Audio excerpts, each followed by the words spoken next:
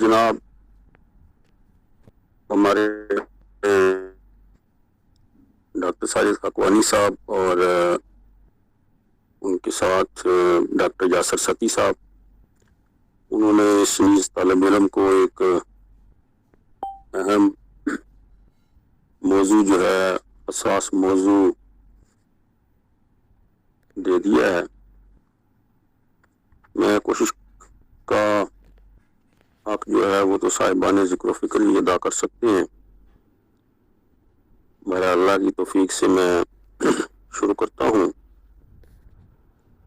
کہ قرآن حکیم میں جہاں اہل ایمان کا جب ذکر ہوا، طیبین و طیبات کا، تائبین و تائبات کا، تو وہاں آخری جو درجہ ہے والذاکرین والذاکرات، وہ ذکر کرنے والے اور ذکر کرنے والیاں،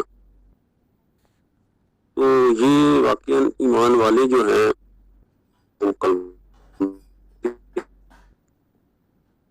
وہ لا الہ الا اللہ کے ذکر سے اپنی زندگی کا آغاز کرتے ہیں۔ تو ذکر بھی ہوتا ہے، مگر یہی لا الہ الا اللہ، پھر ایک وقت لا الہ الا اللہ، لا معبود الا اللہ، لا مسجود الا اللہ، لا مقصود الا اللہ، لا مطلوب الا اللہ، اور لا مؤثر فی الوجود الا اللہ، اور لا موجود الا اللہ۔ اس طریقے سے اس کے جو مختلف سفر ہیں، جو 1200-1300 سال میں جو اہل اللہ نے اسے بیان کیا ہے، ذکر ہی کی منزلیں ہیں۔ اصل میں ذکر جو ہے وہ ضروری کیوں ہے؟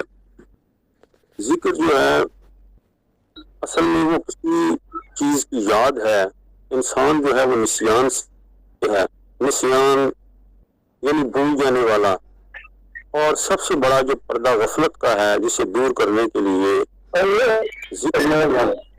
ذکر جو ہے اس کے ذریعے سے غفلت کا دور کیا جاتا ہے۔ اور ذکر و فکر کا جو بنیادی مقصد ہے وہ انسان کو اس حالت میں لانا جو اس کا مقصد تخلیق ہے، تاکہ وہ اپنے صحیح مقصد تخلیق کی طرف آ جائے۔ سورہ دہر کی آیہ مبارکہ ہے اللہ تعالی الانسان حین من الدہر لم یکن شیئا مذکورا۔ کیا انسان پر ایسا بھی کوئی وقت گزرا ہے کہ وہ کوئی قابل ذکر شے نہیں تھا؟ شیئا مذکورا یعنی یہ جو آج انسان بڑا قابل ذکر بنا ہوا ہے اور نام نہ لیا جائے اور یہ کہتا ہے جی میرا ذکر نہیں ہوا، اور قابل ذکر بنے ہوئے ہیں آج ہم۔ لیکن اللہ کریم ایک وقت انسان کو یاد کرا رہے ہیں سورہ دہر کی پہلی آیہ مبارکہ میں، کیا بندے ایک وقت ایسا بھی تھا کہ تو شکم مادر سے قبل تو کہیں عالم ارواح میں تھا، اور پھر ایک وقت ایسا تھا کہ تو عالم ارواح سے بھی پہلے کہیں نہیں تھا، کہاں تھا تو؟ ہاں اس وقت بھی تیرا وجود تھا، تو علم الہی کے اندر موجود تھا، اللہ کے علم میں موجود تھا، اس وقت کو یاد کر۔ اور پھر ایک ایسا وقت آئے گا کہ تو اس دنیا میں نہیں ہوگا لیکن تیرا وجود رہے گا۔ اس سے مراد یہ ہے کہ جو انسان اس پیکر اور اس مٹی کے اس مجسمے میں چند سالوں کے لیے آیا ہے، شکم مادر سے لے کر اور قبر کی دیواروں تک، یہ ایک درمیانی وقفہ تو ضرور ہے، لیکن کیا اس سے پہلے انسان تھا؟ سے تھا، اور یہ موت کو سمجھا ہے غافل اختتام زندگی ہے، یہ شام زندگی صبح دوام زندگی۔ جوہر انسان عدم سے آشنا ہوتا نہیں، آنکھ سے غائب تو ہوتا ہے، فنا ہوتا نہیں۔ ایک وقت آنا ہے کہ ہم سب نے آنکھ سے غائب ہونا ہے، لیکن فنا نہیں ہونا۔ حضور کی حدیث مبارکہ ہے خلقتم للبقاء، تم تو باقی رہنے کے لیے کیے گئے ہو، ولا للفنا، فنا ہو۔ جیسے ہی انسان کے اندر یہ ادراک قائم ہوتا ہے کہ میں نے تو ختم نہیں ہونا، میں نے تو رہنا ہے، تو پھر وہ اس وقت کو یاد کرتا ہے۔ حضرت علی کرم اللہ وجہہ کا قول ہے کہ وہ انسان وہ 3 سوالات پہ زندگی میں غور کرنا چاہیے، اور یہ 3 سوالات ہی اسے حقیقت اور ہدایت پر رکھنے کے لیے کافی ہیں۔ من اینا فی اینا، کہ وہ آیا کہاں سے ہے، فی اینا وہ یہاں موجود ہے اس محضر میں، اس محضر حیات میں، تو کیسے موجود ہے، وَإِلَىٰ اینا اکثر ہے۔ بس انسان جب ان 3 سوالات کے بارے میں غور و فکر کرتا ہے تو یہی وہ مقام ہے جہاں شارتی بٹائی جو ہے شاید کن فیکون پہ کال دی گل یا ربکم قالوا بلی، یا کچھ لوگ اس وقت کو اتنا یاد کرتے اس میدان میں ظاہر ہے کوئی واقعہ تو موجود ہے جس کا قرآن نے ذکر کیا ہے، لست بربکم، جب تمام ارواحوں کو کہا رب ہوں، ہم نے کہا قالوا بلی شہیدنا ہم گو، تو اس وقت کو یاد کرنا، یہ جتنا بھی ذکر و فکر کی جو منزل ہے یہ انسان کو یاد دلاتی ہے کہ اس کا مقصد تخلیق کیا ہے، اس نے جانا کہاں ہے۔ اور جب ذکر و فکر کی انسان منزل میں آتا ہے تو کبھی وہ ذکر کرتا ہے اس میں ذات کا، اور کبھی وہ اللہ کی صفات سے اس کو پکارتا ہے۔ اس موضوع کو میں نے اس لیے بھی انتخاب کیا ہے کہ ہمارے جو سوشل میڈیا پہ اور اکثر حضرات یہ بہت بحث چلتی ہے کہ جناب یہ اتنی دفعہ پڑھ لیں تو ایسے ہو جائے گا، یا اتنی دفعہ پڑھیں اس کو ایسے پڑھیں۔ اصل دیکھنا یہ ہے کہ جو پڑھنے والا جو ذاکر ہے اس کی نیت کیا ہے اور وہ کس سوچ کے تحت اس ذکر کی طرف آ رہا ہے۔ جیسے سورہ مزمل، جب آپ سورہ مزمل کو پڑھتے ہیں تو سورہ مزمل کے ذکر سے مراد جو کتابوں میں اور وظائف کی کتابوں میں لکھا ہوا ہے، اس سے آپ والے واقعات سے آگاہی ہوگی، کچھ اچھے خواب آ جائیں گے، یا کچھ لوگ جو ہیں وہ موقع جو ہے وہ لے لیں گے، کچھ کام کروائیں گے۔ تو یہ سب ایک قسم کی روحانیت، ایک نفسانی خواہشات ہی ہیں کہ ہم جو ذکر و فکر ہے وہ تو اس دنیاوی مقاصد سے علیحدہ ہو کر تزکیہ نفس اور صفائی باطن کی منزل ہے، اور جب سورہ مزمل کا ذکر کیا جاتا ہے تو اس ذکر کی افادیت اسی وقت ہوگی کہ جب اس کو صحیح معنوں میں اس کو پہچانا جائے گا کہ مزمل کا ایک معنی جو ہے وہ پلینر بھی ہے۔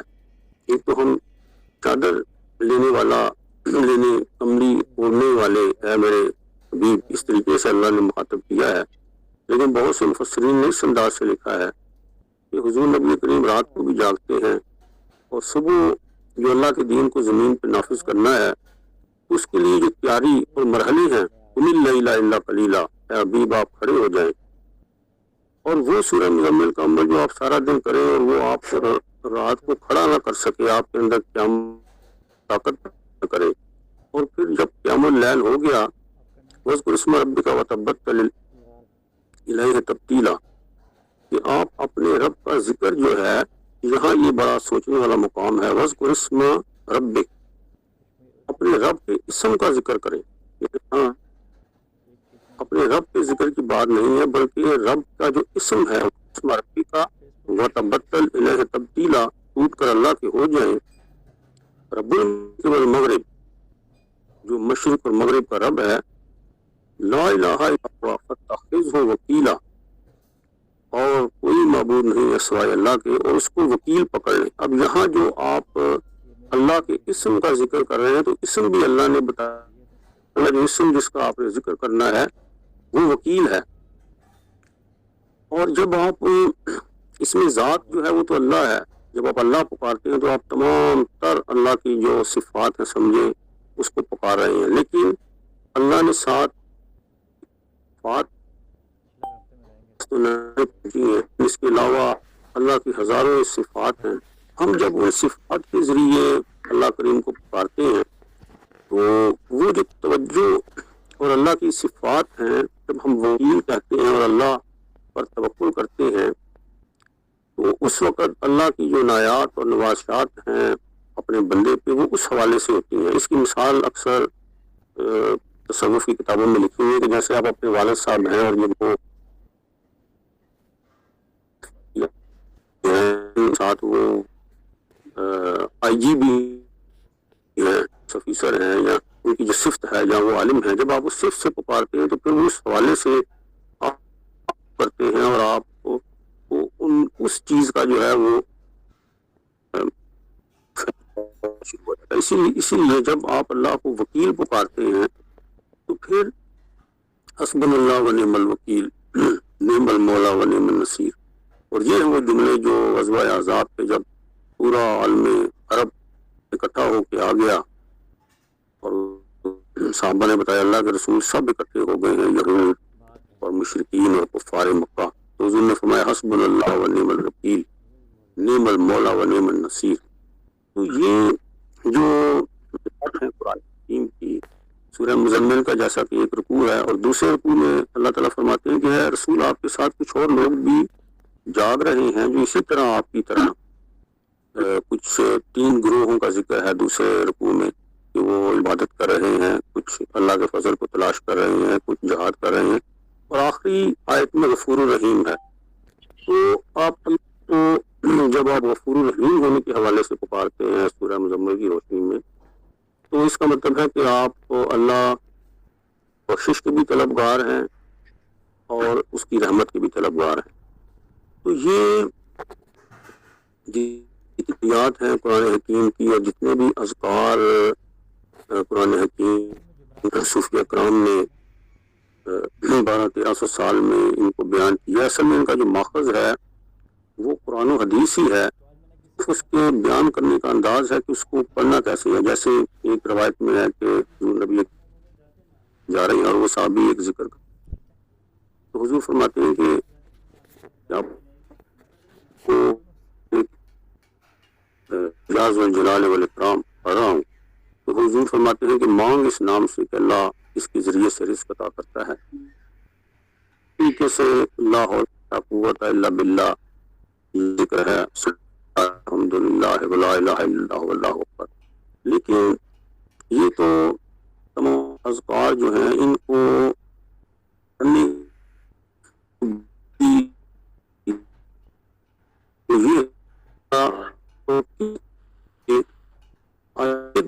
وہ پیدا کر رہے ہیں. جو لوگ جن کو اولاد نہیں ہوتی، حضرت علیہ السلام کی طرف جو آیت منسوب ہے رب لا تذرنی فردا وانت خیر الوارثین. اب آپ دیکھیں علیہ السلام جو ہیں وہ جب جناب مریم کو دیکھتے ہیں کہ بے موسم پھل پڑے ہیں، تو اس کے بعد ایک کیفیت طاری ہوتی ہے اور فرماتے ہیں اللہ میں تو ہڈیاں جو ہیں وہ نزار ہو گئی ہیں، کمزوری ہے، بیوی میری بانجھ ہو چکی ہے، تو اگر بے موسم پھل عطا کر سکتا ہے تو بے موسمی اولاد کیوں نہیں. وہ قضا ربوں کا حاجہ، اللہ نے ان کی حاجت پوری کی. اب یہ جو حاجہ ہے یہ عربی زبان میں اس کانٹے کو کہتے ہیں کہ جو کئی دفعہ جب آپ کو کانٹا لگا ہوا ہوتا ہے وہ ہوتا لگا ہوا تو آپ کے پاؤں میں ہے، لیکن اس کی جو پھٹک ہے، جو اس کی ٹیسے ہیں وہ روح میں آپ کے محسوس ہو رہی ہوتی ہیں، اور جب تک اس کانٹے نے نکل نہیں جانا آپ کو سکون نہیں ملنا، آپ آرام سے نہیں بیٹھ سکتے. تو اس کیفیت میں جب زکریا علیہ السلام آتے ہیں رب لا تذرنی فردا وانت خیر الوارثین، اور پھر اس کے ساتھ شرائط بھی ہیں، فاستجبنا لہ ووہبنا لہ یحییٰ، کہ ہم نے یحییٰ تو دے دیا، مگر ساتھ حضرت زکریا اور ان کی بیوی کی صفات بیان کی. وہ کرتے کیا ہیں؟ یدعوننا رغبا ورہبا، وہ سب سے کٹ کے ہمیں پکارتے ہیں رغبت اور رہبت کے ساتھ. وقانوا لنا خاشعین یسارعون فی الخیرات انہم کانوا یسارعون فی الخیرات، اور وہ خیرات میں تیزی کرتے ہیں. اب یہاں ہمارے لوگ جو ہیں وہ اکثر کہتے ہیں جی ہم تو یہ دعائے زکریا علیہ السلام ہم پڑھ رہے ہیں اور کئی سال سے پڑھ رہے ہیں، ہمیں تو اولاد نرینہ نصیب نہیں ہو رہی. اب بتانے والے یا لکھنے والے یا جو فیس بک اور سوشل میڈیا پہ جو جزوی دین پیش کرنے والے ہیں وہ یہ نہیں بتاتے کہ ایک پیغمبر خدا کے لیے جو پیمانہ ہے وہ اگر بدلتا نہیں ہے تو آپ کے لیے وہ کیسے بدل جائے گا. اللہ نے زکریا علیہ السلام کی جو دعا ہے وہ جو جناب مریم کے سامنے پھل پڑے ہوئے تھے کوئی ورد نہیں کرنے لگ پڑے، بلکہ وہ دل میں جو ہے ایک لگ گیا اور اس کانٹے نے سنے نہیں دیا. مسلسل وہی دعا تھی, رب لا تذرنی فردا وانت خیر الوارثین. ان کی بیوی پھر ساتھ رات کا وہ راتوں کو گڑ گڑا رہے ہیں, اللہ پکار رہے ہیں, خوش خضوع کی حالت ہے. یہ جو حالتیں ہیں یہ ہم ذکر و فکر کرتے ہوئے ان حالتوں کو بھول جاتے ہیں کہ قرآن حکیم جو ہے وہ تو ان حالتوں کا بھی ذکر کر رہا ہے کہ یہ جو کیفیت ہے یہ بھی پیدا ہو, تاکہ جو اگر آپ ذکر و فکر کے ثمرات کو حاصل کرنا چاہتے ہیں تو صرف زبانی ذکر جو ہے وہ مطلوب نہیں ہے, آپ کو اس کا فہم بھی حاصل ہو. اس میں مولانا رومی نے ایک مثال دی ہے کہ چند طوطے تھے اور ان کو ایک بڑے طوطے نے سبق یاد کرایا. اس نے کہا کہ جب بھی کہیں تم جاؤ دانا دن کا زمین پر دیکھو کبھی بھی یہ سمجھ لینا کہ وہاں ضرور کسی شکاری نے جال لگایا ہے, اور دیکھنا کہیں تم غفلت میں قابو میں نہ آ جانا. اور وہ یہ طوطوں نے سبق تو یاد کر لیا اور اب وہ اڑتے ہوئے جا رہے ہیں, راستے میں دیکھتے ہیں ان کو نہیں پتا نیچے دانے پڑے ہوئے ہیں اور وہ پانی کی طرف لپکتے ہیں. اب وہ دانے کھا رہے ہیں, اوپر سے شکاری نے جال پھینک دیا, وہ پکڑے بھی نہیں ہیں لیکن پڑ کیا رہی ہے مسلسل کہ جب بھی تم کوئی دانا دنکا دیکھو کبھی نیچے نہ اترنا, ضرور وہاں شکاری نے جال ہوگا. ہم لوگ جو آج تک, جو میرا موضوع ہے آج تک, کہ ہم پورا مسلم معاشرہ انفرادی طور پر ہم شیطان صراط مستقیم سے ہٹے ہوئے ہیں, اور امت کی سطح پہ ہماری حال ہے.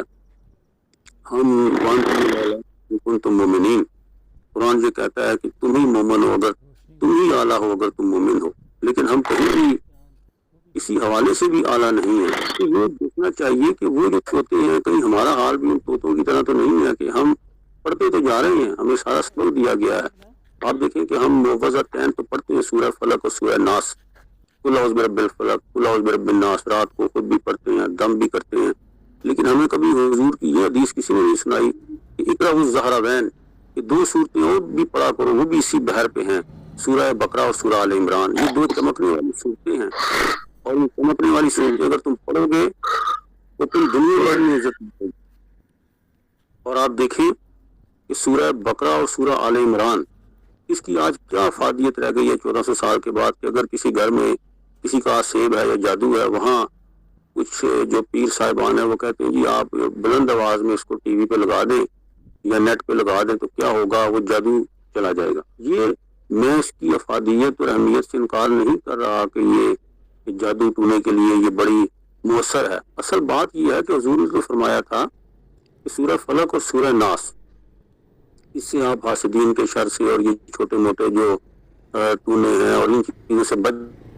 لیکن جو امت ایک وظیفہ جو ہے وہ انفرادی طور پہ ہے ایک بندہ مومن کے لیے, لیکن جو امتوں کے لیے وظیفہ ہے وہ کیا ہے, وہ سورہ بقرہ اور سورہ آل عمران کو اگر صحیح معنوں میں ہماری پارلیمان میں ہمارے اداروں میں صحیح طور پہ پڑھا جاتا ہے تو یہ وہ حکمت عملی ہے بنیادی طور پر کہ جو یہود و نصارا جن کے ساتھ ہماری ابھی بھی جنگ جاری ہے اور قیامت تک جو آرمیگڈان ہونی ہے اس میں ہمارے لیے جو بنیادی مقصد ہے, اور آج جو ہم فلسطین میں ہمارے ساتھ ہو رہا ہے.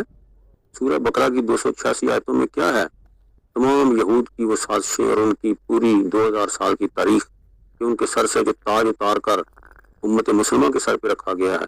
اور سورہ آل عمران کی 200 آیتوں میں کیا ہے, پہلی 100 آیتوں میں نصارہ کی وہ تمام جو حکمتیں ہیں اور ان کی جو سازشیں ہیں ان کو بے نقاب, اور اگلی 100 آیتوں میں یہ تاج رکھا گیا ہے کہ وَلْتَكُنْ مِنْكُمْ أُمَّةٌ, کہ تمہیں جو ہے تمہارے اندر ایک امت ہونی چاہیے, كُنْتُمْ خَيْرَ أُمَّةٍ أُخْرِجَتْ لِلنَّاسِ, تمہارے سر کے اوپر ہم نے ایک تاج لگا دیا ہے خیر امت کا, آپ جاؤ تم پوری دنیا میں خیر امت ہو. تو اس حوالے سے آج کی جو جہان تصوف میں ذکر و فکر کو اس زاویے سے دیکھنے کی بھی ضرورت ہے کہ ہم ذکر و فکر تو کر رہے ہیں تو نہ انفرادی سطح پہ ہمارے ہاتھ میں کچھ آ رہا ہے اور نہ ہی ہمیں قومی سطح پہ امت کی سطح پہ ہم اس سے کچھ حاصل کر پا رہے ہیں. ان اذکار کا فائدہ تو اس وقت ہے کہ اگر ہم ان اذکار کے نتیجے میں اپنی جو لوگ ہیں ان کو کچھ کسی راستے کی طرف جو ہے ہم لا سکیں. اب آپ دیکھیں کچھ دعائیں ہیں قرآن حکیم میں کچھ اور صورتیں ہیں. اسی حوالے سے جو دیکھیں کہ قرآن حکیم کی جو آیات جب ہم مسجد میں نماز میں پڑھتے ہیں تو ہمیں ترجمے کے ساتھ بھی آنا چاہیے صورتیں اور یہ جو ذکر ہے، لیکن اس کا فہم بھی حاصل ہو کہ اگر ہمارے آگے جو پیش امام آیت پڑھ رہے سورہ پڑھ رہے ہیں ارائیت الذی یکذب بالدین، کیا تم نے کسی ایسے شخص کو دیکھا ہے کہ جو دین کو جھٹلاتا ہے، تو اب یہ کس سے مخاطب ہے؟ ہمارا ذہن میں تصور اس وقت یہ آنا چاہیے کہ ہم اس سے مراد کوئی زید بکر نہیں ہے، اس سے مراد کہیں میں تو نہیں ہوں. ارائیت الذی یکذب بالدین فذلک الذی یدعو الیتیم، جو یتیم کو دھکے دیتا ہے، جو کسی کو ولا نہیں کھلاتا. تو یہ جو خالی جگہ ہے یہ کہ میرا ذکر تو نہیں ہو رہا. ہمارا حال انہیں طوطوں کی طرح ہے کہ جو ہم پڑھ بھی رہے ہیں اور پھر کیا ہے فوائل للمصلین، وہ جہنم کی وادی میں یہ گرائے جائیں گے یہ نمازی. اور ہو سکتا ہے کہ میرے بارے میں یہ ذکر ہو رہا ہو کہ میں ہمسائے جو ہیں وہ چھوٹی موٹی مانگنے کی چیزیں مانگتے ہیں مجھ سے اور میں دیتا نہیں ہوں اور میں مسجد میں پڑھ بھی رہا ہوں. یہ وہ سب سے بڑا بنیادی خلا پیدا ہو گیا ہمارے ذکر و فکر میں، جس کی طرف مولانا جلال الدین رومی نے توجہ دلائی ہے کہ ان طوطوں کی طرح نہ ہو جاؤ کہ جو زبان ہے وہ شیطان کے چنگل میں بھی آتے جا رہے ہیں، شکاریوں کے چنگل میں بھی آ رہے ہیں، پھنسے ہوئے بھی ہیں اور حاصل بھی کچھ نہیں. ایک افریقہ میں ڈاکٹر جو ہے وہ چلے گئے تو انہوں نے دیکھا علاقے میں کچھ لوگوں کو شفا نہیں مل رہی. انہوں نے کہا کہ میں تو بہت قابل ڈاکٹر ہوں، یورپ سے مجھے منگوایا گیا ہے، مسئلہ کیا ہے؟ انہوں نے کہا جناب کچھ لوگوں نے بتایا ان کے جناب پانی میں گرے. انہوں نے کہا میں نے اس کو پانی میں ڈالنے کے لیے نہیں دیا، اس کو نسخے پہ عمل کرنا تھا، جو میں نے چیزیں دی ہیں اس کو کھائیں گے تو طاقت آئے گی اور آپ کو شفا ملے گی. تو قرآن حکیم کی جو آیات شفا ہیں وہ پڑھنے کے لیے بھی ہیں اور عمل کے لیے بھی ہیں. اسی طریقے سے کوئی 11 انبیاء کرام کے اوپر جو سلام بھیجے گئے ہیں، اب ایسی سلسلے کو پڑھے جاتے ہیں سلام علی ابراہیم، اور اس طریقے سے یہ 11 سلام ہے. اس سلام پڑھنے کا مقصد یہ ہے کہ آپ ان بندوں کو یاد کریں جن کو سلوٹ آف اپریسیشن جو ہے وہ دیا گیا ہے، تاکہ آپ کی جو وجود ہے اس میں سلام کیجیے. کہ کچھ لوگ جب ذکر کرنے کی طرف آتے ہیں، اللہ کو پکارنے کی طرف، تو سب سے بڑا جو فائدہ ہے ذکر و فکر کا وہ یہ ہے ہوتا ہے ماضی کا، مستقبل کا وزن ہوتا ہے، جو ماضی میں پریشانی ہے وہ، اس کے بعد جو گمراہ اور دل کا ہونا. قرآن حکیم کی آیت 2 دفعہ ریپیٹ ہوئی ہے، فمن ہدایا فلا خوف علیہم ولا هم يحزنون. جو بھی ہماری طرف سے ہدایت آئی ہے جو اس کی تباہ کرے گا اس کو 4 چیزیں ملیں گی.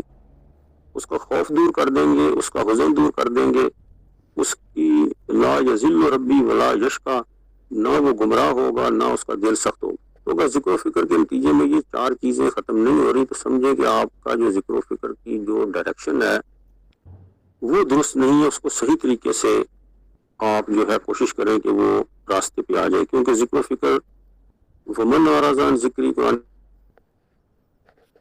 مبارکہ ہے گا، ہم اس کے اوپر اس کی ایک تو معیشت کو تنگ کر دیں گے، دوسرا شیطان جو ہے نقیض لہو شیطانہ، ایک شیطان اس کے ساتھ لگا دیں گے جو اس کا ساتھی بنا رہے گا اور ساتھ ساتھ اس کے ساتھ چلاتا رہے گا. تو سارا ذکر و فکر سے دور ہونے کا جو شیطانی افکار، سوچیں، پریشانیاں، یہ تمام چیزیں انسان کو گھیرنا شروع کر دیتی ہیں. اب میں آتا ہوں اس طرف کہ جو اللہ کے جو اسماء پکارنا، ہر شخص جو ہے جو جس پریشانی تکلیف میں ہے اس حوالے سے اگر پکارے گا، جس طرح اللہ کا نام جو ہے یا سلامو ہے، اے سلامتی والے، جو بندہ زیادہ پریشان اور خطروں میں گرا رہتا ہے، یہ میں تو اچانک بم دھماکہ میری چاروں خون بکھا، لیکن میں صحیح سلامت، میں نے گھر آ کے کہا کہ میں نے بعد میں غور کیا کہ میں اس وقت یا سلامو پڑھ رہا تھا، یعنی السلام اس کو پا رہے ہیں اور آپ تباہ و برباد. تو جب آپ کہتے ہیں یا سلام ہو، اسی طریقے سے اگر آپ ایمان کی تلاش میں ہیں تو سب سے پہلے تو اللہ نے اپنے آپ کو مومن کہا ہے. تو آپ مومن کہتے ہیں اللہ کو، تو آپ کے اندر بھی جو ہے وہ ایمان ہو جاتا ہے. اگر آپ سمجھتے ہیں میرا جو دل و دماغ بند ہے میں سے پکارنا شروع کر دیتے ہیں. آپ کے ساتھ کچھ ایسے افکار سوچیں جو ہیں وہ جڑی ہوئی ہیں, آپ کہتے ہیں اس سے مجھے, تو آپ یا باریوں پڑھتے ہیں اس طریقے سے یا رزاق ہے. تو جو قرآن حکیم میں آپ دیکھیں جو اسلوب ہے اللہ کے بیان کرنے کے بعد آگے اللہ نے اپنے آپ کو جس طرح یا ایھا الناس انتم فقراء الی اللہ, یہ ہر آیت قرآن کا دو حصے ہیں. ایک آیت میں ایک بات بیان ہوئی ہے کہ اے لوگوں تم اللہ کے فقیر ہو. اب آپ کے ذہن میں آتا ہے کہ میں فقیر تو ہوں, میں نے غنی کیسے ہونا ہے؟ تو کہتی ہے اللہ هو الغنی الحمید. اس کا مطلب ہے کہ آپ غنی اور حمید کا وظیفہ آپ کو کسی بابا جی کے پاس جا کے پوچھنے کی ضرورت نہیں ہے کہ بابا جی آپ تو 20 سال سے پڑھ رہے ہیں اور آپ نے 2 کروڑ دفعہ پڑھا ہے تو آپ مجھے بھی دے دیں. جو 2 دفعہ پڑھا ہے وہ بزرگوں کے لیے تو حجت ہو سکتا ہے, آپ کو اس سے کیا فائدہ ہوگا؟ آپ ضروری نہیں ہے کہ آپ ان کے جو ہے وہ حلقہ ارادت میں جو ہے وہ لگے رہے کہ مجھے اجازت دیں. قرآن حکیم کا جو اسلوب ہے اللہ نے اس قرآن کو آسان کر دیا ہے, ان میں کیفیت پیدا ہو گئی اور آپ پکارنا چاہ رہے ہیں تو آپ اس غنی و حمید کو پکارنا شروع کر دیں. آج نہیں 5 سال 10 سال ایک ذکر, آپ کئی دفعہ آپ ذکر کرتے ہیں لیکن کئی دفعہ ذکر آپ کو کرنا شروع کر دیتا ہے. ایک ہمارے دوست ہیں, میں ان کا نام نہیں لوں گا, شاید آج اس محفل میں ہوں, انہوں نے کہا کہ میں حج پہ گیا, عمرے پہ گیا, کسی دوست نے, میں نے کہا میں کیا پڑھوں؟ کسی دوست نے کہہ دیا سبحان اللہ والحمد, تیسرا کلمہ شروع کر دو. وہ کہتے میں نے ایسا کیا اور نے ایسا پکڑا کہ میں 3-4 سال ذکر میں مجھے مثلا نماز پڑھ رہا ہوں تو تیسرا کلمہ چل رہا ہے, قرآن پڑھ رہا ہوں تو تیسرا, وہ مجھے ایسا پکڑا کہ وہ ذکر ہی مجھے چلاتا رہا. تو کئی دفعہ ہوتا ہے کہ آپ زبان پہ ذکر کو جاری کرتے ہیں لیکن کئی دفعہ وہ ذکر جو ہے وہ آپ سے جاری ہو جاتا ہے اور آپ کو ایک ڈائریکشن میں لے کر چلنا شروع کر دیتا ہے. اب یہاں میں آؤں گا کہ قرآن حکیم کی بہت سی آیات ہیں جن کو آپ سمجھتے ہیں کہ اللہ دیکھتا ہے. حضرت اللہ شہاب نے اس موضوع کو کھولا ہے اپنے شہاب نامے میں. وہ کہتے ہیں جب میں سوچتا تھا کہ اللہ تو مجھے دیکھ رہا ہے, پھر میں نے قرآن حکیم کی جو آیت علم یعلم بان اللہ یرا, کیا تم جانتے نہیں ہو کہ اللہ دیکھ رہا ہے؟ انہوں نے کہا کہ میں نے پھر اس آیت کو پڑھنا شروع کیا. اس آیت کو جب پڑھنا شروع کیا پھر اس آیت کے بہت سے مراقبے کیے اور پھر انہوں نے لکھے ہیں. ان کا مسئلہ یہ ہوتا ہے کہ جب کوئی بات کرے تو بندے آگے سے فوری کہتے ہیں کہ قرآن و حدیث سے ثابت کریں. بات یہ ہے کہ آپ کو یہ احساس ہونا چاہیے جو حدیث احسان ہے, جسے حدیث جبریل کہتے ہیں, کہ نماز پڑھو اس طرح کہ تم یا تو اللہ کو دیکھ رہے ہو یا کم از کم یہ احساس پیدا کرو کہ اللہ آپ کو دیکھ رہا ہے. یہ تو حدیث ہر بندے کی ورد زبان ہے, اس کو معلوم ہے. اب مجھے بتائیں ہم میں سے کتنے لوگ ہیں کہ یہ پیدا کرتے ہیں کہ جی ہم خدا کو دیکھ رہے ہیں, ہم تو اوپر سے کام کرتے ہیں. اب دوسرا کم از کم درجہ یہ ہے کہ جی کم از کم یہ تصور پیدا کر لیں کہ اللہ ہمیں دیکھ رہا ہے, تو یہ بھی ہم میں پیدا نہیں ہوتا. یہ اللہ کا کم تر درجہ ہے. کوئی درجے تو ہے کوئی نہیں. تو اب بقیت اللہ شاہب نے پھر یہ لکھا کہ میں نے اس کے مراقبے شروع کیے اس آیت کی, علم یعلم, کیا جانتے نہیں ہو بان اللہ یرا, کہ اللہ دیکھ رہا ہے. وہ کافی میں پڑھتا رہا تو پھر میرے اندر یہ تصور پیدا ہوا کہ جیسے آپ کہیں کسی بلڈنگ میں جاتے ہیں اور لکھا ہوتا ہے کہ خبردار کیمرے کی آنکھ آپ کو دیکھ رہی ہے, تو آپ کے اندر یہ تصور تو پیدا ہو جاتا ہے کہ اب ادھر کوئی ایسی حرکت نہیں کرنی کہ کیمرہ کی نظر میں نہ آ جاؤں. لیکن یہ جو کائنات محضر خدا بندی ہے اور ہر طرف اللہ کی صدا آ رہی ہے کہ بندے میں تجھے دیکھ رہا ہوں, ہماری کمال ضرورت ہے کہ ہم سب کچھ کر رہے ہوتے ہیں اور کمال ڈٹائی سے بھی کر رہے ہیں, اور کہیں زندگی میں کسی دل کے کونے میں یہ تصور نہیں آتا کہ وہ ہمیں دیکھ رہا ہے. تو اس لیے جو بزرگان ہیں انہوں نے محنت کی ہے, اس کو تصوف کہہ لیں, جو مرضی کہہ لیں, نہ بھی نام دیں, اس کو سید مودودی علیہ رحمہ نے احسان کی کیفیت کہا ہے. اور کہ احسان جو ہے وہ بنیادی چیز ہے, اس کو حدیث احسان بھی کہا گیا, حدیث جبریل کو. کہ اسی طریقے سے جو قدرت اللہ شاہب صاحب نے اسی وظیفے کو لکھا ہے, وہ ماں کو مہینہ ماں کن تم, اللہ تعالیٰ فرما رہے ہیں تم جہاں بھی ہوتے ہو میں تمہارے ساتھ ہوتا ہوں. یہ مراقبہ میت ہے. اب یہ جو آیت کا ذکر ہے تو یہ ہمیں کبھی تصور ہی نہیں ہوتا کہ اللہ ہمارے ساتھ ہے. تو جب یہ بار بار آپ پڑھیں گے اور پھر اس کو تنہائی میں بھی پڑھیں گے, ذکر جاری کریں گے, تو وہ کیفیت پیدا ہوگی کہ آپ کبھی فیل کریں گے کہ وہاں واقعی اللہ میرے ساتھ. حالانکہ سورہ مجادلہ میں ہے کہ جب تم 2 کہیں بیٹھے ہوتے ہو, تیسرا میں ہوتا ہوں, 3 ہوتی ہو, چوتھا میں ہوتا ہوں. لیکن ہمیں اپنے ایک دوسرے تیسرے کا پتہ ہوتا ہے, لیکن وہ جو چوتھا ہے, 4 کا 5واں ہے, 5 کا چھٹا ہے، 6 کا 7واں ہے، وہ جو ضروری فریق مقدمہ ہے ہمارے آپس میں، اس کو ہم بھول جاتے ہیں، اور ہمیں آپس میں ایک دوسرے کے وجود کا بڑا یقین ہے، لیکن وہ جو اور ہم وہ وجود ہے، ہم تو ممکن الوجود ہے، ہم تو آج ہیں کل نہیں ہوں گے، وہ تو حی و قیوم تھا اور رہے گا، تو اس کا ہمیں خیال نہیں ہے۔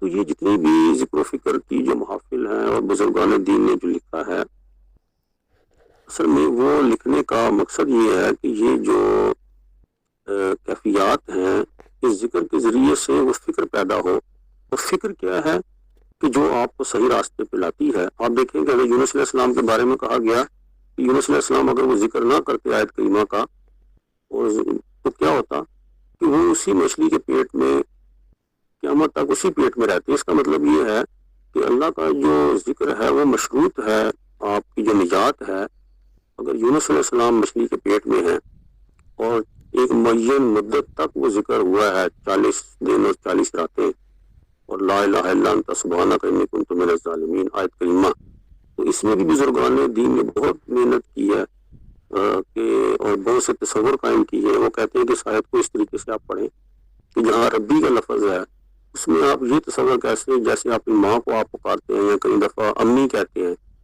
تو جب آپ ذکر جو ہے وہ سارے ایک جیسے ہوتے ہیں، لیکن اصل میں کیفیت اور جس محبت سے آپ پکار رہے ہیں، جیسے اپنی ماں کو کبھی آپ امی کہتے ہیں، مشکل میں ماں کہتے ہیں، تو 70 ماؤں سے پیار کرنے والا زیادہ اس کو آپ کہتے ہیں ربی لا الہ الا انت سبحانک انی کنت من الظالمین۔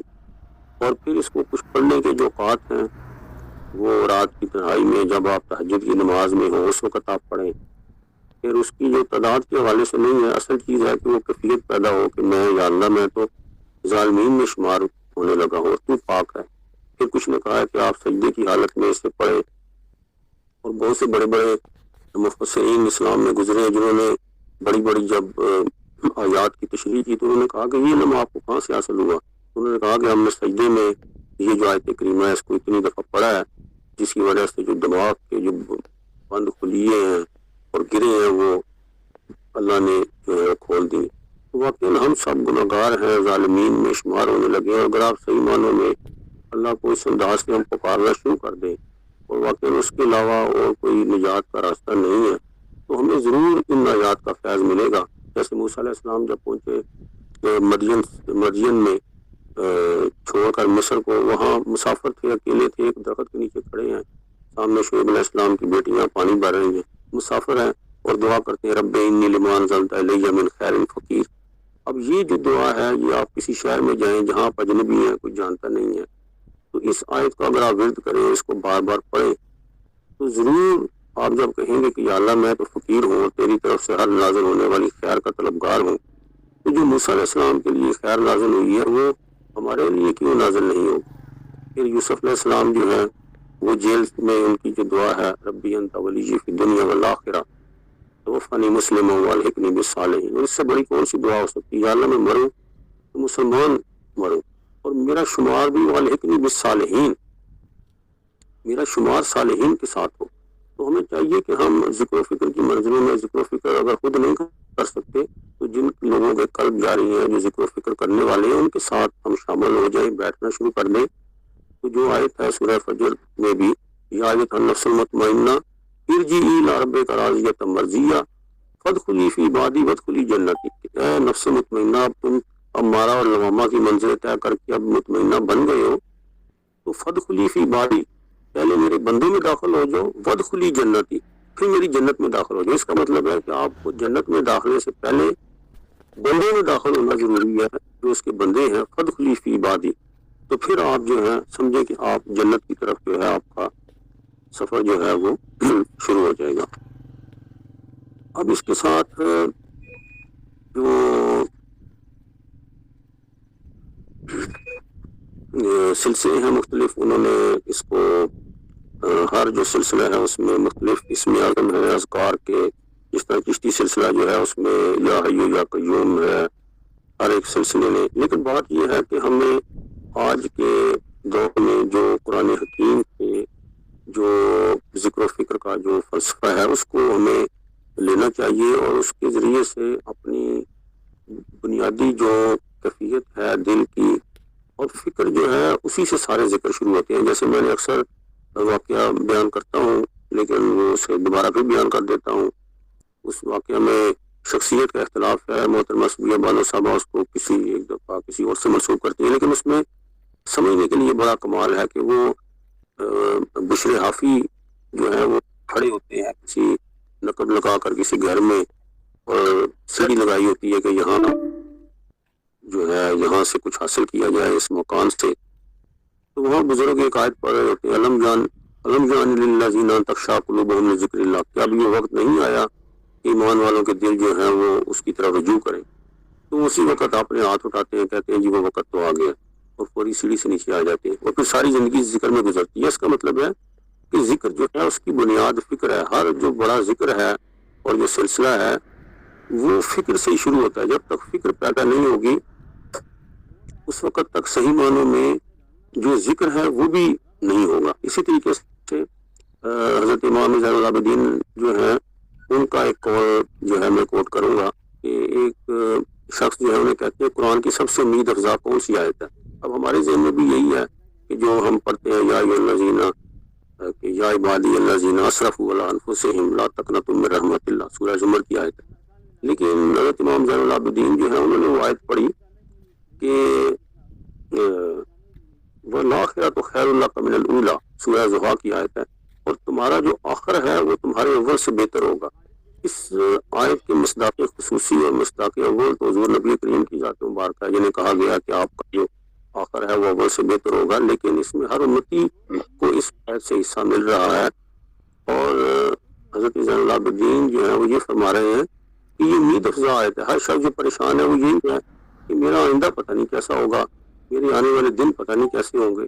اس کے لیے جواب یہی ہے وَالْآخِرَةُ خَيْرٌ لَكَ مِنَ الْأُولَىٰ. بندے سوچنے والے تمہارا جو آخر ہے وہ تمہارے اول سے بہتر ہی ہوگا.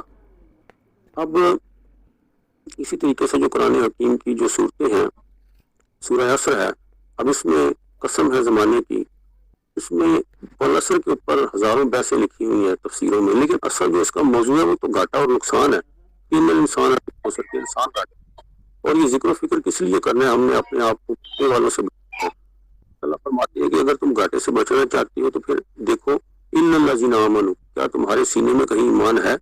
اور ایمان کے بعد اگلا مرحلہ کو عمل صالح بھی سارا دن کیا ہے، اور اگلی بات وصیت حق، کبھی کسی کو وصیت حق بھی کی ہے، اور اس کے نتیجے میں جو تمہارے پر مشکل آئی کبھی وصیت صبر بھی کی ہے.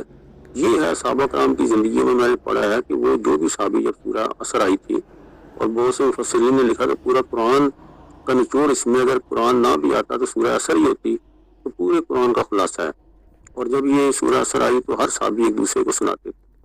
تو اس سے میں آج کی جو ہمارے ذکر و فکر کے حلقے ہیں صوفیاء کے، اس کی صاحب میں معذرت چاہتا ہوں، 15 منٹ رہ گئے، پھر سوال جواب بھی لینا ہے، ذرا سا سمیٹ دیجیے گا.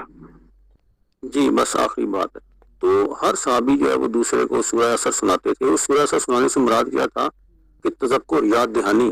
آپ دیکھیں کہ حضور کے سامنے ایک بدو آتا ہے، وہ کہتا ہے حضور مجھے قرآن سکھائیں. اس وقت تک جو آیات آئی تھی حضور نے ایک صحابی کی ڈیوٹی لگائی کہ اس کو تھوڑا سا جو قرآن آیا ہے وہ سکھائیں. وہ مسجد نبوی کے کونے میں لے کر بیٹھ گئے اس بدو کو، اور جو آیات ہیں وَمَن يَعْمَلْ مِثْقَالَ ذَرَّةٍ خَيْرًا يَرَهُ وَمَن يَعْمَلْ مِثْقَالَ ذَرَّةٍ شَرًّا يَرَهُ، جو ذرا برابر نیکی کرے گا اسے بھی دیکھ لے گا، جو ذرا برابر برائی کرے گا اسے بھی دیکھے گا. اب جب اس بدو نے یہ سنا تو اس نے کہا بس آپ خاموش ہو جائیں، یہ بات جو آپ کر رہے ہیں یہ صحیح ہے. صحابی نے کہا یہ اللہ رسول نے فرمایا یہ سچ ہے. وہ اپنے کپڑا اٹھایا، وہ بدو نے چلا گیا. اس نے کہا ٹھیک ہے. اگلے دن صحابی جو ہے اللہ کے رسول نے فرمایا کہ وہ شخص آیا ہے، تو وہ صحابی کہنے لگے یا رسول اللہ وہ بدو تو آیا ہی نہیں. حضور نے فرمایا وہ اس کو پڑھایا کیا تھا؟ اس نے کہا یا رسول اللہ یہ 2 آیتیں بتائی تھیں. حضور نے فرمایا کہ ہوا حکیم العرب، عرب کا بہت بڑا حکیم تھا جو چلا گیا ہے، وہ تو ساری عقل و دانش سمجھ گیا ہے. کیونکہ اب مجھے بتاؤ سارا دین یہی نہیں ہے کہ جو اچھی چیز ہے اس پہ عمل کرو اور جو بری چیز ہے اس سے بچ جاؤ. بس وہ جہاں جہاں اچھی چیز ہوگی اس پہ عمل کرے گا، اور جو شر ہوگا اس سے بچنے کی کوشش کرے گا. اور کل دین اور دین کا خلاصہ بھی یہی ہے. تو ذکر و فکر جو ہے یہ ایک بار بار جب ہم پڑھتے ہیں اپنی ایمانی کیفیت اور اس کو بنانے کے لیے وہ ایک علیحدہ بات ہے، لیکن بنیادی چیز جو ہے وہ تفکر ہے کہ آپ اس ذکر کے نتیجے میں آیا متوجہ بھی ہو رہے ہیں یا نہیں۔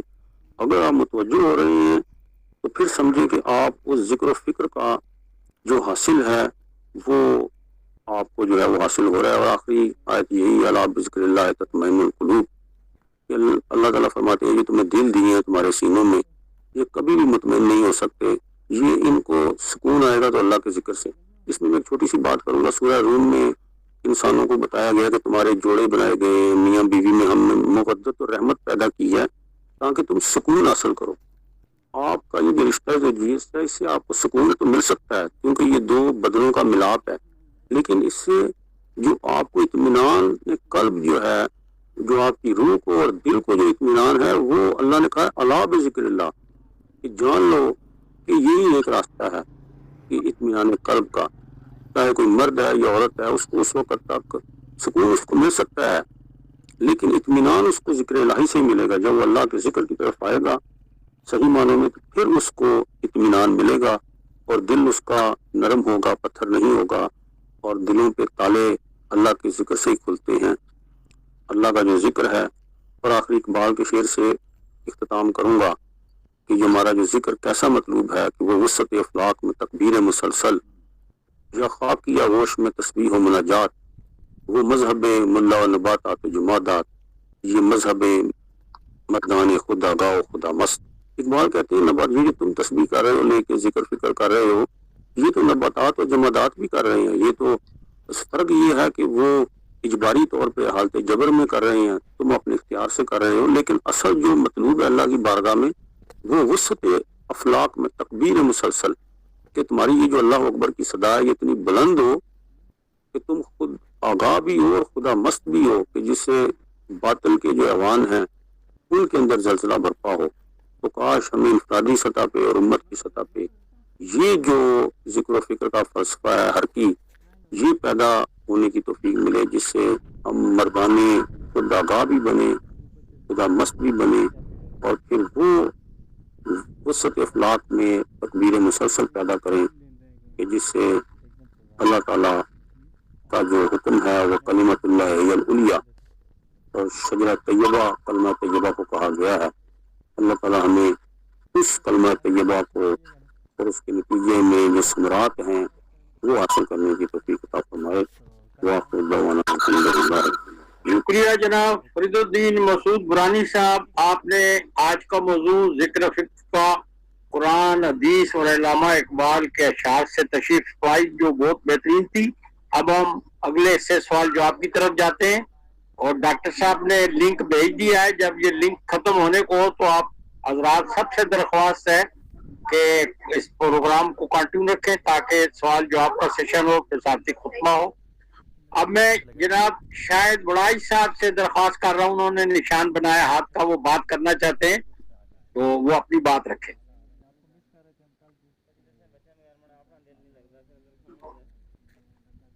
شاہد بڑائی صاحب، آپ تک میری آواز پہنچ رہی ہے جناب؟ سر شاید وائس صاحب کو کہیں کہ اپنا سپیکر جو ہے نا وہ اس کو آن کر لیں، وہ جو اس کے اوپر ایک نشان آ رہا ہے وہ شاید ہٹایا نہیں۔ ہاں یہی بات، اچھا ہوا آپ نے بتا دیا، لیکن وہ آ گئے۔ جی آپ بات کریں جناب۔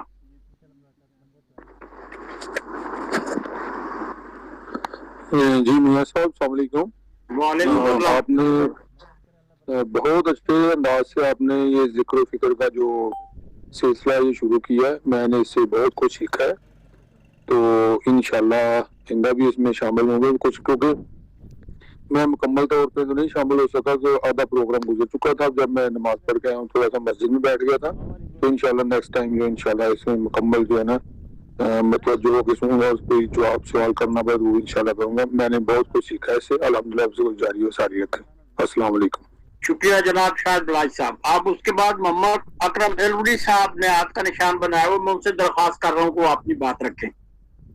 السلام علیکم ورحمۃ اللہ وبرکاتہ۔ وعلیکم السلام ورحمۃ اللہ وبرکاتہ۔ میں صاحب مسئلہ بہت ہی پیارا بیان کیا، تو میں اس محفل میں پہلی دفعہ حاضر ہوا ہوں، تو انشاءاللہ ضرور حاضری لگاتے رہیں گے۔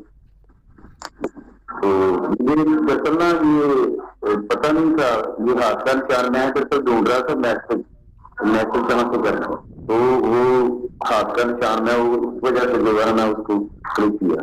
نہیں کوئی بات نہیں، آپ نے اچھا کیا. اللہ مجھے ابھی پتہ چل گیا یہ لنک ہے انشاءاللہ، تو ضرور حاضری ہوتی ہے کہ یہ سب مسئلہ بہت بڑا بیان کیا آپ نے، اور اسی طرح جناب ہمیں اپنے بیان سے مواصل رہے انشاءاللہ. جزاک اللہ. اب جناب ملک محمد اقبال صاحب سے درخواست ہے کہ وہ اپنی گفتگو رکھیں.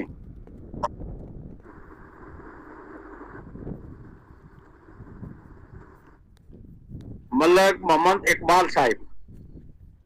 ملک صاحب آپ تک میری آواز پہنچ رہی ہے؟ مائک آن کر لیجئے.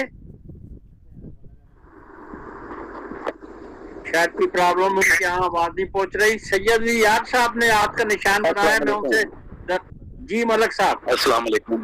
جی السلام علیکم ورحمۃ اللہ وبرکاتہ.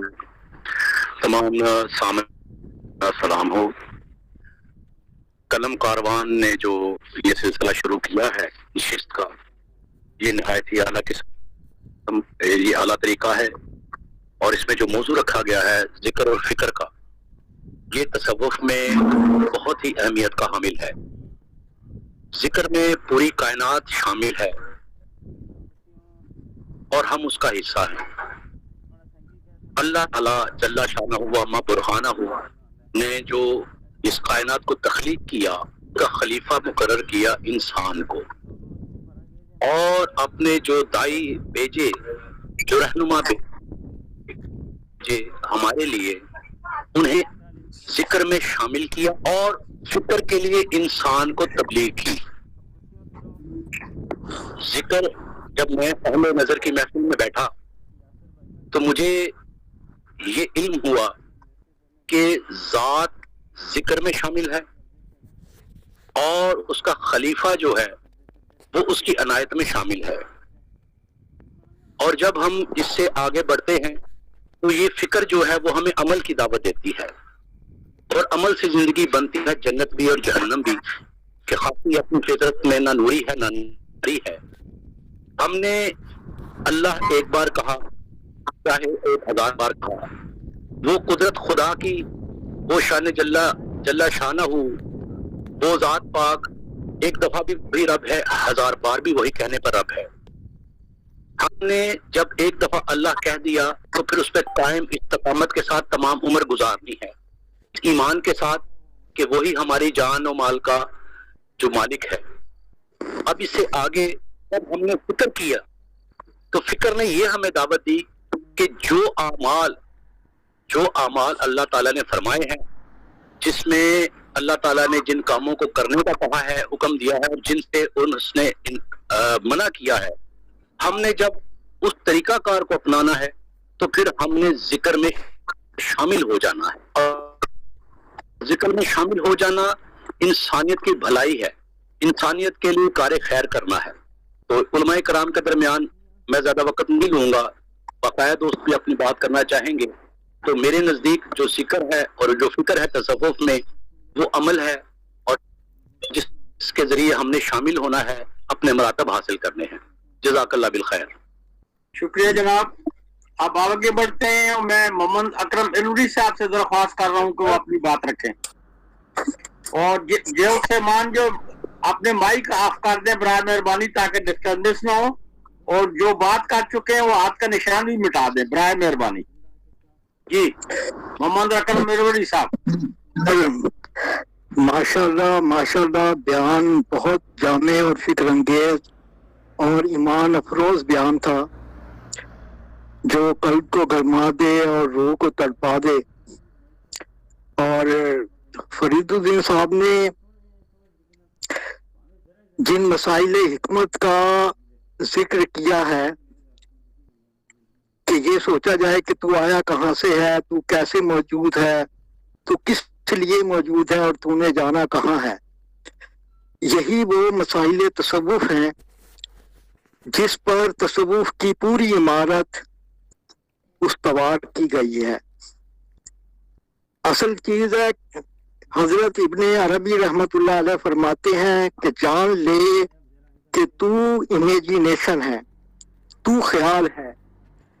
اب ساری عمارت جو ہے انسانی زندگی کی، انسانی شخصیت کی ساری عمارت.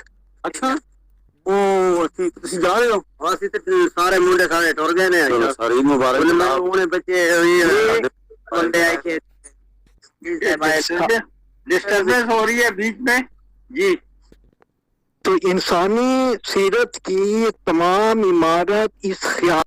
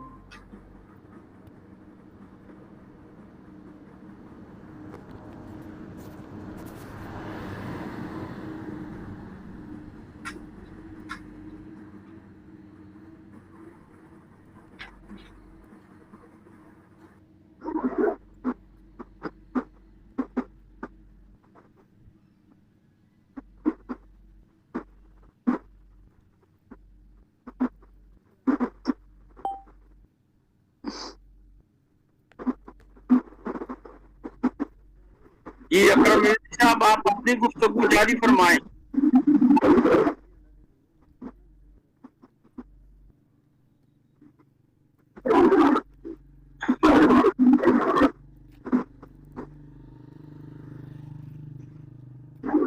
اکرم رضوی صاحب ابھی شاید پہنچنے والے ہوں.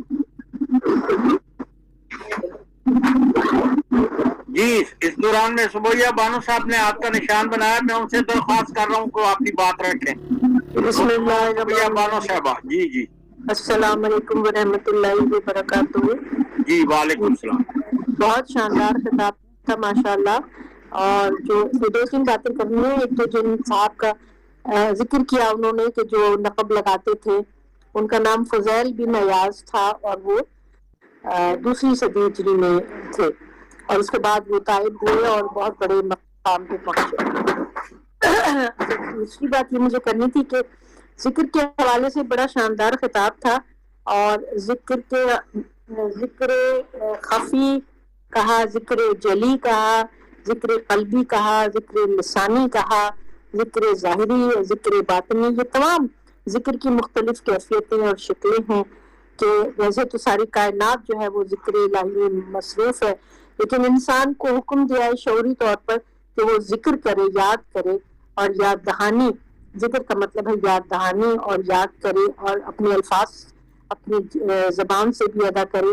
مجھے شرف حاصل رہا اس حوالے سے کہ میں نے کچھ بہت سالوں تک، تقریباً آپ سمجھیں 15-20 سال تک ذکر کی محفلوں میں شرکت کی، تقریباً مہینے میں 2 دفعہ 1 دفعہ اس طرح کر کے.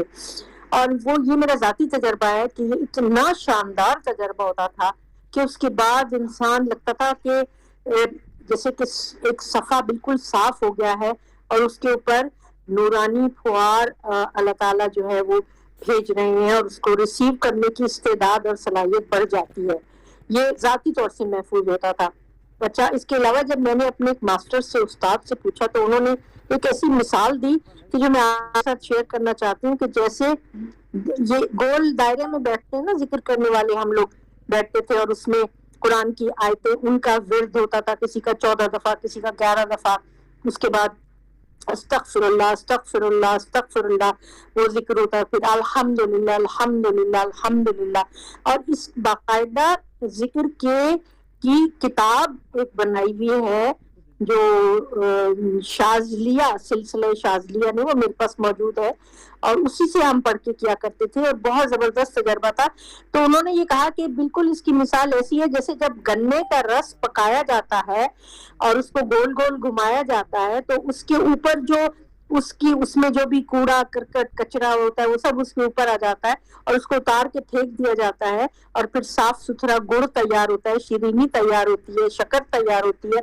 ذکر کی کیفیت بھی کچھ اسی قسم کی ہے کہ انسان جب حلقے میں بیٹھ کے ذکر کرتا ہے تو اس کی آلودگی نفس جو ہے وہ الگ ہو جاتی ہے، ابھر آ جاتی ہے، اوپر ہو جاتی ہے، اور اس کو آسانی سے اتار کے باہر پھینک دیتا ہے، اور پھر وہ فکر کی منزل پر آ جاتا ہے۔ جزاک اللہ خیر۔ شکریہ۔ اب جناب سید علی یار صاحب سے درخواست ہے کہ وہ اپنی بات رکھیں۔ السلام علیکم ورحمۃ اللہ وبرکاتہ۔ جی وعلیکم السلام۔ فروردین صاحب نے بڑے تفصیلاً اپنے مقالے کا دفاع کیا اور بڑے اچھے انداز میں اس نے تفصیلاً ذکر و فکر کے بارے میں بتا دیا، اور یقیناً جو اس نے بتا دیا اگر ذکر اس کے مطابق ہے، جس طرح قرآن کریم کی آیت ہے وَاذْكُرُوا كَمَا هَدَاكُمْ، اگر اللہ کے حکم کے مطابق حضور صلی اللہ علیہ وسلم کے طریقوں کے مطابق ہے تو ماشاءاللہ اس میں کوئی شک نہیں کہ وہ ذکر ہی ہے۔ اور اس لیے قرآن کریم نے اللہ کے بارے میں اللہ اکبر، اللہ سب سے بڑا ہے، وَرِضْوَانٌ مِّنَ اللَّهِ اکبر، اللہ کی رضامندی، اس کے بارے میں بات کی کہ یہ سب سے بڑی بات ہے، اور خاص کر ذکر کے بارے میں بھی بتا دے وَلَذِكْرُ اللَّهِ اکبر۔ تو یقیناً مسعود صاحب نے جو بات کی فرید الدین وانی صاحب نے، اگر اس کے مطابق ہو تو ماشاءاللہ بہت زبردست ہے، لیکن بعض اوقات جس کو ہم مشکل بنا دیتے ہیں تو وہاں مسائل پیدا ہوتے ہیں۔ جزاک اللہ، شکریہ۔ شکریہ جناب سید علی یار صاحب۔ محمد اکرم الوری صاحب کی بات پوری نہیں ہو سکی تھی، میں ان سے درخواست کر رہا ہوں کہ اپنی بات مکمل کر لیں۔ جناب محمد اکرم الوری صاحب۔ سر ماشاءاللہ بیان زبردست بیان ہے، ہمارے لیے انتہائی فکر انگیز ایمان افروز بیان تھا۔ جو جس آیے کریمہ کا حوالہ دیا گیا ہے کالو بلا، تو یہ معرفت الہی فطرت انسانی کے اندر شامل ہے، اقرار ربوبیت جو ہے وہ انسانی فطرت کے اندر شامل ہے۔ دوسری جو آپ نے بات کی ہے سب سے اہم، فیتھ اینڈ ریزن، یہ بہت اہم بات ہے ہمارے لیے سوچنے کی۔ پورے مضمون میں جو سب سے بنیادی چیز جو دکھائی دیتی ہے وہ فیتھ اینڈ ریزن، عقل و ایمان کا اشتراک ہے۔ آپ نے سورہ مزمل کے حوالے سے بھی بات کی ہے، اور یہ کہ روحانیت کی آگ میں دنیاوی خواہشات کا جس طرح کھیل کھیلا جاتا ہے۔ علامہ اقبال رحمت اللہ علیہ نے ایمان کے حوالے سے بات کی کہ ایمان محض احساس نہیں ہے، اس میں کوگنیٹیو کانٹینٹ بھی شامل ہوتا ہے۔ تو یہ ذکر و فکر جو ہے یہ فیتھ اینڈ ریزن کا ہی اشتراک ہے ایک قسم کا، اور اس میں ذکر و فکر میں خوشی و خضوع کی اہمیت، خوشی و خضوع کی کیفیت کا پیدا ہونا، یہ اس کا اہم پہلو ہے۔ اور مولانا روم کے حوالے سے مولانا روم کی حکایت رومی جو بیان کی گئی ہے، وہ ذکر و اذکار، ذکر و فکر کرنے والے صاحبان علم جو ہیں، صاحبان روحانیت جو ہیں، ان کے لیے یہ حکایت انتہائی فکر انگیز حکایت ہے، اس پر ہمیں غور کرنا چاہیے۔ دوسرا، سلسلہ ویسیہ کے حوالے سے بھی آپ نے بات کی ہے، اور سب سے اہم چیز جو ہے، سب سے آخر یہ جو ہمارے روحانیت سے منسلک حضرات کے ذہنوں میں غلط فہمی ہے کہ ذکر و اذکار اور وظائف کرنے سے جو ہے وہ نتائج حاصل ہو جاتے ہیں، بس ہمیں اس سے زیادہ ہمیں کوئی ضرورت نہیں ہے۔ اس حال جو آیا کریمہ فرید الدین صاحب نے پیش کی ہے، قرآن پاک کی آیا کریمہ، کہ جس نے ہدایت کی اتباع کی اس کے لیے 4 انعامات ہیں، تو یہ بہت اچھا حوالہ ہے۔ بہرحال علامہ اقبال رحمت اللہ علیہ کا ایک فارسی کا مصرع ہے کہ اس کا ترجمہ میں بتا دیتا ہوں آپ کو، کہ وہ فرماتے ہیں کہ ذکر و اذکار جو ہے اس میں انسان کو مصروف رہنا چاہیے، یہ ذہن سے نکالے بغیر کہ تمہاری دعا سنی جا رہی ہے یا نہیں۔ حافظ شیرازی کا بھی اسی طرح ایک شعر ہے حافظ شیرازی کا کہ حافظ وظیفہ اے حافظ تیرا کام جو ہے وہ صرف اور صرف جو ہے وہ خدا کا ذکر کرنا ہے، در بند ایما باش کہ شنید و نہ شنید، اس مسئلے میں مت پڑ کہ وہ تیری بات سنتا ہے یا نہیں۔ تو یہ تمام صوفیہ کرام کا مسلک ہے کہ جو شخص بھی استقامت کے ساتھ ذکر و فکر کی راہ لگا رہے گا، ایک دن خدا تبارک و تعالی ضرور اسے نوازے گا، معرفت اور خشیت اسے حاصل ہوگی۔ اسی پر میں اجازت چاہوں گا۔ شکریہ جناب محمد جی۔ ڈاکٹر ساجد خان خاقانی صاحب سے میں درخواست کر رہا ہوں۔ ماشاءاللہ بہت اچھا کتاب تھا جی، اور روح کی گہرائی میں اترنے والا تھا، اور توقع بھی یہی تھی کہ ایسا ہوگا۔ اللہ تعالیٰ قبول فرمائے اور مزید توفیق دے۔ بہت شکریہ۔ اب جناب ہمارے یہ ذکر و فکر کے منتظم ہیں جو ڈاکٹر یاسر حسین ستی صاحب کا نام لسٹ میں آ رہا ہے، میں ان سے درخواست کرتا ہوں کہ وہ اپنی مختصر بات رکھ دیں۔ ڈاکٹر یاسر حسین ستی الخیری صاحب۔ میری گزارش ہے کہ مجاہد حسین صاحب تشریف نہیں لائے تو صدارتی خطبہ ستی صاحب سے سن لیا جائے۔ اچھا ستی صاحب، پھر آپ تھوڑا رک جائیں جناب۔ آگے نام آ رہا ہے عتیق انصاری صاحب کا۔ عتیق انصاری صاحب سے درخواست ہے کہ وہ اپنی بات رکھیں۔ یاسر حسین ستی صاحب اپنا مائک بند کر دیں۔ جی، بڑا خوبصورت خطاب تھا فرید الدین مسعود صاحب کا، اور میں ذرا تاخیر سے آیا اس لیے مکمل طور پر تو نہیں سن پایا، لیکن کوئی 5-10 منٹ کا میں نے جو خطاب سنا اس میں جو آپ نے گفتگو فرمائی بڑی خوبصورت تھی۔ تو بالکل کوئی جو ڈاکٹر صاحب نے بات کی کہ روح کی گہرائیوں میں اتر گئی۔ سلامت رہیے۔ شکریہ جناب عتیق انصاری صاحب۔ آگے نام آ رہا ہے ڈاکٹر شہناز ظہیر صاحبہ کا۔ میں ڈاکٹر شہناز ظہیر صاحبہ سے درخواست کر رہا ہوں کہ وہ اپنی بات رکھیں۔ السلام علیکم ورحمۃ اللہ وبرکاتہ۔ بہت ہی اچھا کتاب رہا، اور اس میں تبصرے بھی بہت اچھے جا رہے ہیں۔ ذکر کی نئی جہاد سامنے آ رہی ہیں، اور قرآن مجید کے حوالے سے اگر دیکھا جائے تو مجید میں مختلف معانی میں آیا ہے، تو وہی پھر جو ہے وہ جا کے تصوف میں اور حلقہ ذکر فکر یہ جو آج جس کی محفل ہے اس وقت، تو اس میں بھی جو ہے وہ مختلف معانی میں جو ہے اسے استعمال کر لیا گیا۔ تو اِنَّا نَحْنُ نَزَّلْنَا الذِّكْرَ وَإِنَّا لَهُ لَحَافِظُونَ، تو قرآن مجید جو ہے اس کو بھی ذکر ہی کہا گیا ہے کہ پورا قرآن مجید جو ہے ایک ذکر ہے۔ تو اس کا یہ کہ ہم نے ہی یہ قرآن مجید نازل کیا ہے، یعنی یہ ذکر عظیم جو ہے تو اس کی ہم ہی حفاظت فرمائیں گے۔ اس طرح سے ذکر کا لفظ یہاں استعمال ہوا ہے، پھر اپنی جگہ پر جو ہے کہ فَحَلْ مِن مُدَّكِرْ وَلَقَدْ يَسَّرْنَا الْقُرْآنَ لِلذِّكْرِ فَحَلْ مِن مُدَّكِرْ، ہم نے قرآن مجید کو ذکر کے لیے جو ہے یا سمجھنے کے لیے آسان کر دیا، تو کوئی ہے جو اسے سمجھے؟ تو ذکر سے جو ہے بہت ساری راہیں کھلتی ہیں، سمجھ کی، تفکر کی، تدبر کی، تعقل کی، اور جب یہ اجتماعی طور پہ کیا جاتا ہے، چاہے دائرے کی صورت میں ہو یا جماعت کی صورت میں ہو، یا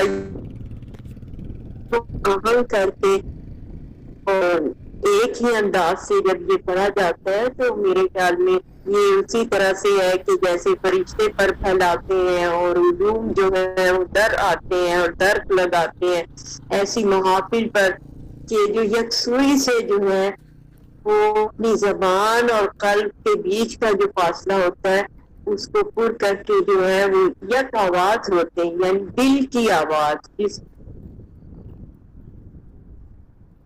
دل سے جو پکارتے ہیں اللہ پاک کو، اس کی پاکی بیان کرتے ہیں. یہاں تک کائنات کی تمام چیزیں ہیں وہ تسبیح کر رہی ہیں اور ذکر میں مشغول ہے، لیکن ہم جو ہے وہ نہیں جانتے کہ یہ کس انداز کر رہی ہیں یا نماز پڑھ رہی ہیں، ان کا عبادت کا انداز کیا ہے، ان کا بندگی کا انداز کیا ہے. ہم یہ زبان نہیں جانتے لیکن وہ مشغول ہے. دن اور رات بھی اسی طرح سے سیاہ سفید دھاری جو ہے وہ مسلسل چلی جا رہی ہے اور یہی اس کا ذکر ہے. اور اسی سورج کا یہی ذکر ہے کہ وہ صبح کو نکلے طلوع اور پھر شام کو غروب ہو جائے. اسی طرح چاند جو ہے وہ اپنے اس میں چلتا ہے جو اس کو دے دیا گیا ہے ایک مدار، اور جس طرح سے یہ اپنا مہینہ پورا کرتا ہے. تو اس کو بھی ذکر کہتے ہیں، اس چال کو بھی ذکر کہتے ہیں، بیان کر رہے ہیں اور ہم ستائش کر رہے ہیں اپنے رب کی. بزرگ و برتر کی جو ہے یہ ہر وقت تعریف و توصیف میں مشغول ہیں، فرشتے بھی اور کائنات کا ذرہ ذرہ اور تمام چیزیں. تو انسان کو بھی یہ کہا گیا ہے کہ وہ بھی زبان سے ذکر کرے جو دل سے ہم آہنگ ہو جائے اور دل سے نکلے تو یہ قلب سے حلق تک کا جو فاصلہ ہے اس کو پور کر دے اور بھر جائے اس سے، اور پھر کائنات کو یہ کلمات بھر دیتے ہیں جیسے لا الہ. اور آج کل آپ دیکھیں نا کہ حج کے حوالے سے اللہ اکبر یعنی تکبیرات بلند کرنے کا اتنا اہتمام کیا جا رہا ہے کہ اس سے بڑھ کے کوئی ذکر نہیں ہے اس وقت. اور بالخصوص یہ جو یوم الترویہ ہوتا ہے، یہ 5-6 دن جو حج کے ہوتے ہیں اس میں تو تکبیر جو ہے اس کا بہت زیادہ مقام ہے. اور جمعے والے دن بھی جو ہے وہ جب تکبیرات پڑھیں گے اور جمعہ بھی پڑھیں گے تو پھر 2 فضائل جو ہے ہو جائیں گے. ذکر کی بہت اہمیت ہے کہ اس سے بیکار جو ہے وہ باتوں سے انسان بچا رہتا ہے اور اپنے رب کو جو ہے وہ یاد کرتا ہے. اور یہ ہمارے اعضاء و جوارح بنے ہی اس لیے جہاز النطق الانسانی کہ ہم اپنے رب کی توصیف بیان کریں، اس کی بندگی کریں، اس کی عبادت کریں، تو پھر گویا کہ ہم اس کا حق ادا کر رہے ہوتے ہیں. تو شکریہ. شکریہ ڈاکٹر شہناز ظہیر صاحبہ. اب آگے نام آ رہا ہے محترم جناب حسن شاہد صاحب کا. شاہد صاحب سے درخواست کر رہا ہوں کہ وہ اپنی بات رکھیں. السلام علیکم ورحمۃ اللہ وبرکاتہ. جی وعلیکم السلام. جیسا کہ دیگر تبصرہ والوں نے بھی بتایا، خوبصورت ایک ڈسکشن تھی جو کہ نورانی صاحب نے انیشیٹ کی، اور پھر جو تبصرے ہوئے ان میں بھی گہرائی تھی. علامہ اقبال کا چونکہ ہوا ہے، اور علامہ اقبال نے کا وہ بھی شعر ہے کہ قلب و نظر کی زندگی میں آفتاب سے نور کی ندیاں رواں. تو قلب و نظر جو ہیں اس کی جو تطہیر ہے، جو اس کی افزائش ہے، وہ ظاہر ہے کہ ذکر اس میں بہت بڑا پارٹ پلے کرتا ہے. اور نبی صلی اللہ علیہ وسلم آئسولیشن میں ہی وہاں رہتے تھے، غار ہرا میں، اور یقیناً اللہ کا ہی ذکر کیا کرتے تھے. تو علامہ اقبال کے حوالے سے ایک بات جو بہت اہم وجہ معلوم ہوئی ہے، بلکہ ایک عرصے سے معلوم ہے، کہ ایک مرتبہ ان کو حضرت ابو بکر کی زیارت ہوئی تھی، اور انہوں نے حضرت ابو بکر سے کہا کہ کوئی نصیحت فرمائیے، میں اللہ تک کیسے پہنچوں.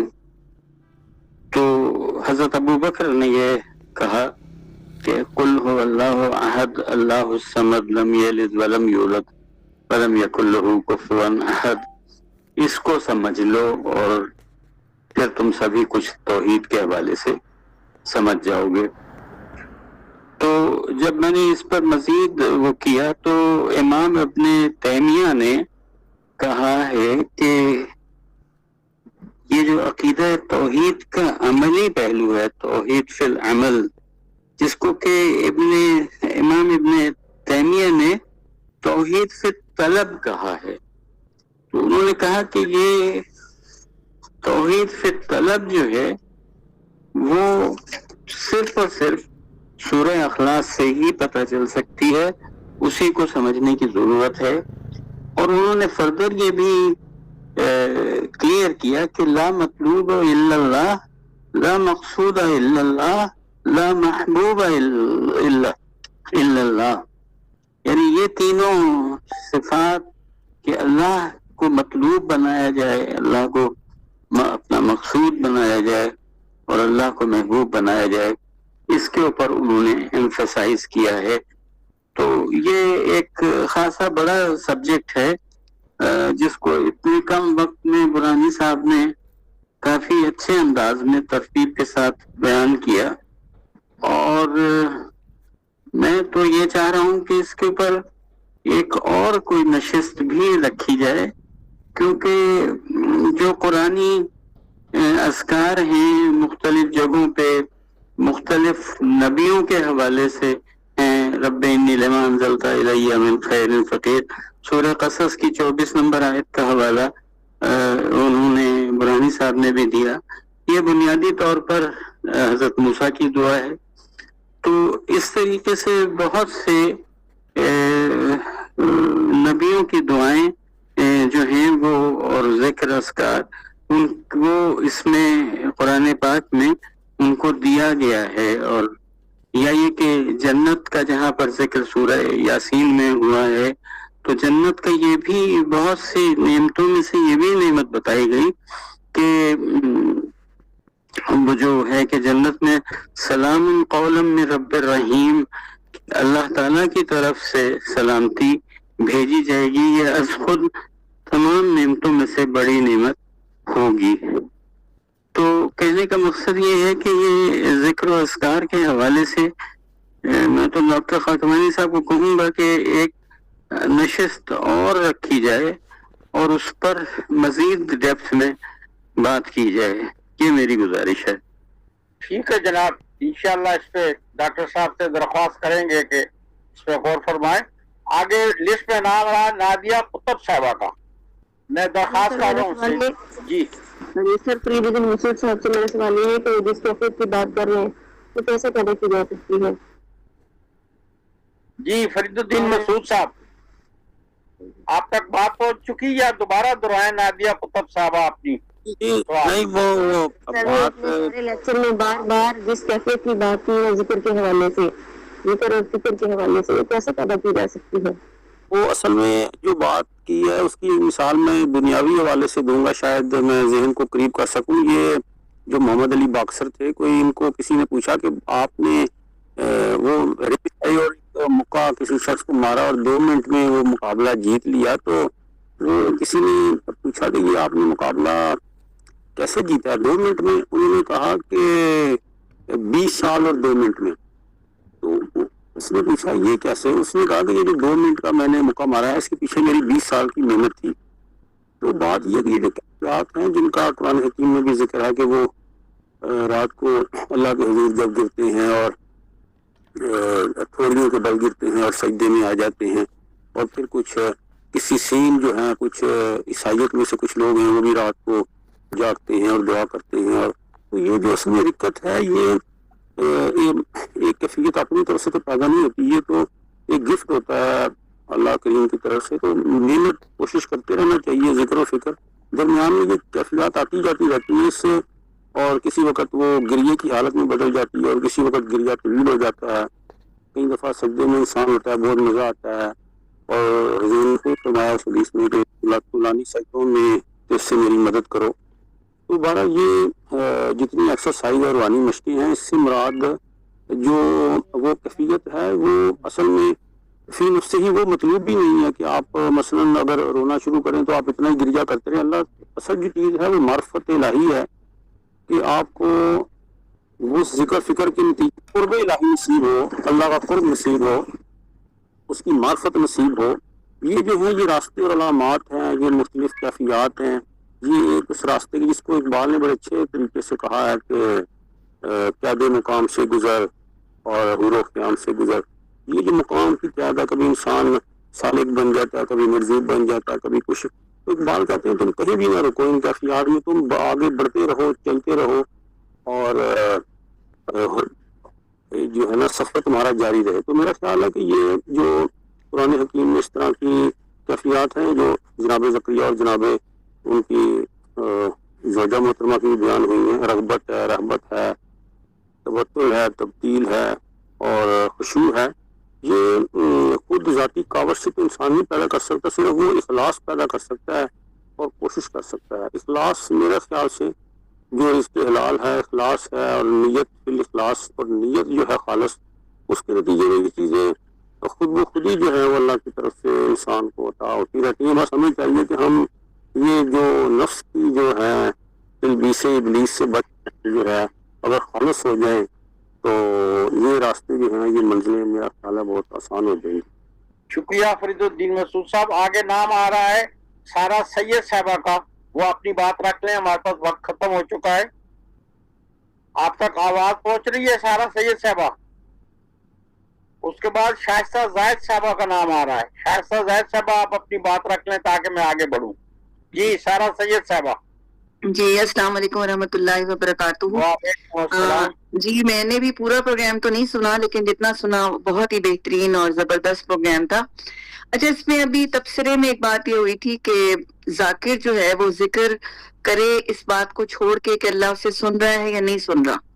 تو سر اس میں جو قرآن میں آیت ہے کہ وَإِذَا سَأَلَكَ عِبَادِي أَنِّي فَإِنِّي قَرِيبٌ أُجِيبُ دَعْوَةَ الدَّاعِ إِذَا دَعَانِ فَلْيَسْتَجِيبُوا لِي وَلْيُؤْمِنُوا بِي۔ تو ہم تو ظاہر ہے پورے یقین کے ساتھ ہی ذکر کریں گے نا، اور اللہ نے خود کہا کہ جب تم مجھے پکارتے ہو تو میں پکارنے والے کا جواب دیتا ہوں۔ میرے بندے جب میرے متعلق پوچھتے ہیں تو انہیں بتاؤ کہ میں ان کی پکار کا جواب دیتا ہوں۔ تو ذکر اور فکر میں جو کنیکشن آپ کا دل کا بنتا ہے، وہ میری جو کم علمی ہے اس کے مطابق جب تک آپ کے دل کا کنیکشن اللہ سے نہیں بنتا تو ذکر اور فکر کی وہ کیفیت ہی نہیں پیدا ہوتی۔ یہ یقین ہی آپ کے اندر اس کیفیت کو پیدا کرتا ہے نا۔ اچھا، دوسرا میرا سوال سر فرید الدین صاحب سے یہ ہے کہ ابھی یہاں پہ بات ہو رہی ہے کہ ہلکے میں بیٹھ کے ذکر کرنے کا، یا کچھ آیات کو یا کچھ الفاظ کو بہت زور سے پڑھنے کا۔ سر اس میں مسنون طریقہ بتائیں، کیا یہ چیز سنت سے ثابت ہے؟ جی فرید الدین مسعود صاحب۔ یہ محترمہ کے سوال کے دو حصے ہیں۔ پہلا حصہ جو ہے اس میں انہوں نے واقعاً وہ بات میری نہیں تھی، وہ تبصرے میں شاید آئی تھی۔ میں تو یہی سمجھتا ہوں کہ انسان جب ذکر کرتا ہے ذاکر، تو یہ جو ذکر کرنے کی جو توفیق ہے، توفیق ذکر، یہ اللہ کی طرف سے یہ عطا ہوئی ہے، تو اس نے ذکر کیا۔ اللہ کی توفیق کے بغیر انسان ذکر نہیں کرتا۔ اور مولانا روم اور دیگر جو صوفیاء کا ہے وہ کہتے ہیں کہ انسان کہتا ہے کہ مجھے اللہ سے محبت ہو گئی ہے۔ بھائی تم کون ہو محبت کرنے والے؟ اصل میں اس طرف سے کشش ہوئی ہے، اور وہ یہ جو محبت تمہارے اندر پیدا ہوئی ہے یہ پہلے ادھر سے کھینچ پڑی ہے، تو پھر تمہارے اندر یہ تار جو ہے وہ ہلے ہیں۔ تو یہ ایمان ایک کامل کے ساتھ ذکر کرنا چاہیے، یا کہ یہ جو میں کہہ رہا ہوں یہ ضرور سنا جا رہا ہے۔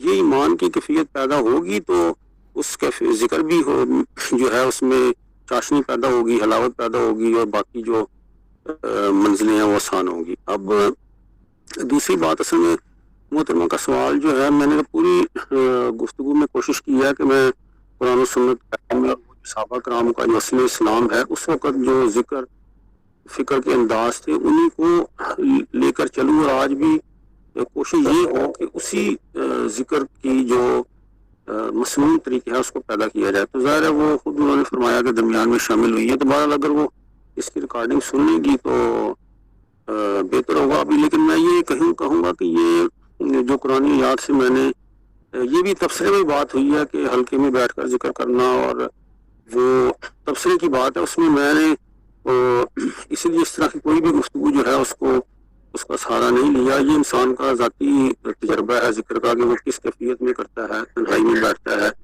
اور وہ بار بار کسی آیت کو دہراتا ہے، یا وہ جس طرح امام راضی کہتے ہیں، میں سورہ کی تفسیر لکھ رہا تھا تو میں راستے سے گزر رہا تھا تو اچانک ایک برف بیچ رہا تھا ایک شخص، تو وہ میرے اثر کا وقت تھا اور وہ میں مر جاؤں گا، میرا گھاٹا جو ہے وہ ڈبل ہو جائے گا، اس طرح کی باتیں۔ تو امام راضی کہتے ہیں میں فوری گھر آیا اور میں نے سورہ اثر کا لکھنا شروع کیا کہ اصل میں اس کا اصل گھر بھی ڈوب رہا تھا۔ ایک تو برف آئی، فرض کیا وہ 10 روپے کی، تو کہیں دفعہ وہ 20 روپے کماتا تھا، لیکن اگر وہ اس کو 10 بھی نہیں ملے جو اس کا اصل گھر ہے، تو انسان اصل گھاٹے میں یہ ہے کہ اس کے اوپر پھر بڑا سا طویل لکھا. تو یہ اصل چیز جو مطلوب ہے وہ فکر ہے، اس کا توجہ ہونا ہے.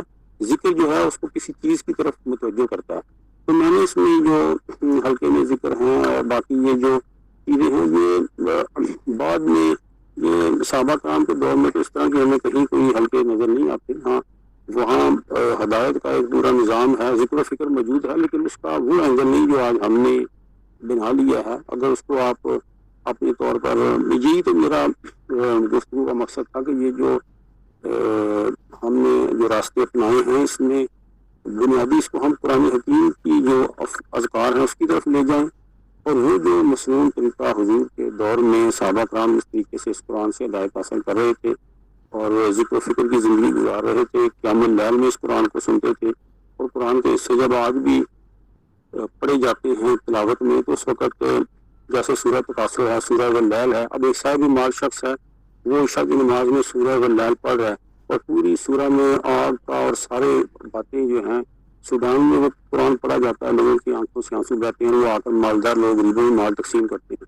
ہمارے بڑے بڑے جو لوگ ہیں جگیردار مالدار وہ سورہ لیل پڑھ بھی رہے ہیں، جھوم بھی رہے ہیں، ماشاءاللہ بھی کر رہے ہیں، مٹھائیاں بھی کھا رہے ہیں، لیکن ان کو پتہ نہیں ہے وہ ان طوطوں کی طرح جو مولانا روم کے کہ جو کہہ رہے ہیں کہ جب بھی کوئی شکاری نظر آئے اور دانا لون کا نظر آئے تو بچ جاؤ، اور پھنستے بھی جا رہے ہیں. تو میری تو گفتگو کا بنیادی مقصد یہ تھا کہ ہم قرآن حکیم کا جو اصل پیغام ہے اس طرف آئیں. یہ جو چیزیں ہم نے آج بنا لی دل کو خوش کرنے کے لیے، یا اس میں ہلکے ہیں اور اس میں ایک نظام جو ہے تصوف کا قائم ہو گیا، اس میں ہو سکتا کسی کسی کو کیفیت نصیب ہو جائے، لیکن اصل جو اخلاص ہے اور تنہائی میں جو شب نماز تہجد اسی لیے رکھی گئی ہے تعمیر ذات کے لیے کہ آپ خود جو تعلق باللہ ہے اس کو مضبوط کریں اور قرآن کے سہارے سے. تو یہ میرا خیال ہے کہ اگر آپ اس کا جو آدھا حصہ ریکارڈنگ کا سنیں گے تو ضرور آپ کو انشاءاللہ کنسیپٹ کی کلیئرٹی ہو جائے گی. شکریہ جناب فرید الدین مسعود صاحب. اب ہمارے پاس پروگرام کا وقت بالکل ختم ہو گیا. دو صاحبان نے ہاتھ بنایا، پہلے محمد اکرم علوی صاحب اور پھر شاہد حسن صاحب. محمد اکرم علوی صاحب جلدی سے جو بھی بات کرنا چاہتے ہیں وہ کر لیں. سر ایک گزارش تو حسن شاہی صاحب سے ہے، انہوں نے جو حضرت امام تیمیہ کے حوالے سے بات کی ہے ذرا وہ کتاب کا اگر بتا دیں تو بڑی مہربانی ہوگی، جس میں وہ توحید فی طلب کی بات کی ہے انہوں نے. اور دوسرا سوال آج زانا سوال جو ہے وہ فرید الدین صاحب سے ہے کہ وہ بہت سارے بزرگان دین سے ملاقات کر چکے ہیں، کرتے رہتے ہیں، انہوں نے مطلب یہ اس کا ذکر بھی کیا تھا. تو میں یہ جاننا چاہوں گا کہ کسی بزرگ نے کسی خاص ذکر کے حوالے کیفیات بیان کی ہوں، اس کے فوائد بیان کیے ہوں، کوئی ایسا واقعہ اگر وہ ہمیں ہمارے ساتھ شیئر کر سکیں تو بہت مہربانی ہوگی. دوسرا فرید الدین صاحب سے گزارش یہ ہے کہ یہ اقیم الصلاۃ لذکری، تو ذکر اور صلاۃ کا کیا آپس میں تعلق بنتا ہے؟ ایک یہ چیز ہے. یہ دوسرا ایک گزارش ہے، محترمہ نے ابھی جو ہے ایک بات کی ہے کہ ذکر و فکر کے حوالے سے ایک وہ میں نے صرف شعر پڑھا تھا یہ حافظ شیرازی رحمۃ اللہ علیہ کا کہ حافظ وظیفہ توست کہ حافظ تیرا کام صرف وظیفہ اللہ تعالی جل شانہ کا ذکر کرنا ہے، اس فکر میں اس پریشانی میں مت پڑ کے تو وہ سنتا ہے یا نہیں سنتا. دراصل اس حافظ شیرازی کا کہ شعر کا مفہوم اور مقصد یہ ہے کہ وہ لوگ جو ذکر و فکر میں نتائج یا کیفیات مطلوبہ کیفیات پیدا نہ ہونے کی وجہ سے یا خشوع و خضوع نہ پیدا ہونے کی وجہ سے جو استقامت چھوڑ دیتے ہیں، جو ذکر و اذکار سے بیزار ہو جاتے ہیں اور اللہ تبارک و تعالیٰ سے نا امید ہو جاتے ہیں، یہ ان لوگوں کے لیے یہ ان کی نصیحت ہے کہ مسلسل استقامت رہنی چاہیے ذکر و اذکار پر، اور اس یقین کے ساتھ کہ وہ ضرور سنے گا، اس یقین کے ساتھ کہ وہ ضرور سنے گا. تمام صوفیہ جو ہیں وہ اس صوفیہ کا اسی پر اصرار ہے. وہ علامہ اقبال کے ایک مصرع مجھے بھول گیا تھا اس وقت، تو وہ یہی ہے. علامہ فرماتے ہیں جادائے صد سالہ طے شود با آہ گاہے، کہ 100 سالہ جو روحانی سفر ہے، روحانی کوشش ہے، روحانی جد و جہد ہے، وہ ایک آہ سحرگاہی سے وہ سفر جو ہے بعض اوقات طے ہو جاتا ہے. تو اس کے لیے وہ مسعود صاحب نے جو واقعہ بیان کیا ہے کہ 20 سال کا سفر اس مکے کے پیچھے ہے، اس کا بھی یہی مفہوم نکلتا ہے. بہت مہربانی کی، بہت شکریہ جناب. ہم آگے جواب سوال نہیں اجازت دے سکتے، ہمارا وقت سے زیادہ وقت کنزیوم ہو گیا ہے. صرف حسن شاہ صاحب نے کافی دیر سے ہاتھ بنایا ہوا، وہ کوئی بات فٹافٹ رکھ لیں تو میں آگے صدارتی خطے کی طرف بڑھوں. ان سے سوال کا جواب دے دیں صرف کتاب نہیں، کا. میرا خیال میں آپ کو بہت وقت دیا جناب، لوگ پریشان ہو رہے ہیں، میں آپ سے معافی چاہتا ہوں. جی حسن شاہ صاحب. جی مثلا ایک تو یہ الوری صاحب نے جو پوچھا ہے امام ابن تیمیہ کے حوالے سے، یہ ان کی تو کتابیں عموماً عربی زبان میں ہیں اور وہ بہت کم ہی اویلیبل ہیں. بہرحال سعودی عرب میں پڑھ چکا ہوں، مگر اس کا آسان ترین طریقہ یہ ہے کہ ڈاکٹر اسرار احمد نے اپنے جو بیان القرآن ہے اس میں سورہ زمر کی جہاں پہ انہوں نے شروع کی آیات کی تفصیل دی ہے اور اس سورہ کا انہوں نے ایک طریقے کا انٹروڈکشن بتایا ہے، اس میں توحید عملی کی ٹرم بھی استعمال کی ہے، امام ابن تیمیہ کا بھی ذکر کیا ہے.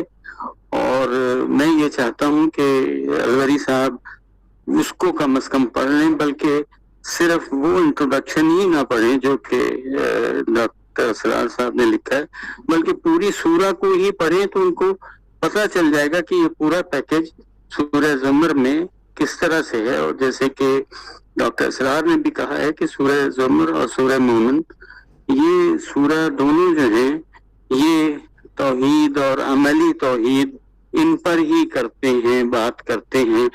فرق صرف یہی ہے کہ ابن تیمیہ نے اس کو توحید مطلوب کے نام سے کہا ہے اور وہ سمجھتے ہیں ابن تیمیہ کہ یہ زیادہ گہرائی کی بات انہوں نے کی ہے. تو یہ حوالہ بنے گا. باقی جو دوسرا میرا ہے وہ محترمہ نادیہ صاحبہ کا جو کوشچن تھا کہ وہ کیا طریقہ ہو سکتا ہے کہ ہم معرفت کو حاصل کر سکیں. دیکھیے ہماری پاکستانیوں کی، بلکہ انڈیا میں بھی میں نے مسلمانوں میں دیکھا کہ شارٹ کٹ کے کافی پروگرام رہتے ہیں. ہم لوگ سمجھتے ہیں کہ شارٹ کٹ مل جائے گا اور ہم لوگ ایک دم ہی وہ ہو جائیں گے، حالانکہ نبی صلی اللہ علیہ وسلم کی حدیث یہی ہے کہ ایک عمل جو تم اللہ کی خوشنودی کے لیے کرتے ہو چاہے چھوٹے سائز کا ہو مگر مستقل کرتے رہو. کنسسٹنسی کو نبی صلی اللہ علیہ وسلم نے پریفر فرمایا ہے. تو لہٰذا کوئی بھی بزرگ اگر آ کے یہ کہہ دیتا ہے کہ جی یہ میں نے کہہ دیا ہے اور تم یہ اتنی مرتبہ کر لو گے تو تمہیں معرفت مل جائے گی، ہرگز نہیں ملے گی. یہ میں محترمہ نادیہ صاحبہ کو بتانا چاہ رہا تھا کہ اس کے لیے پرسسٹنٹ اور کنسسٹنٹ اپروچ کی ضرورت ہے اور مستقل کام کرنے کی ضرورت ہے. شکریہ صاحب. ڈاکٹر ساجد خان کھکوانی صاحب بات کرنا چاہتے ہیں جناب. بہت شکریہ جی.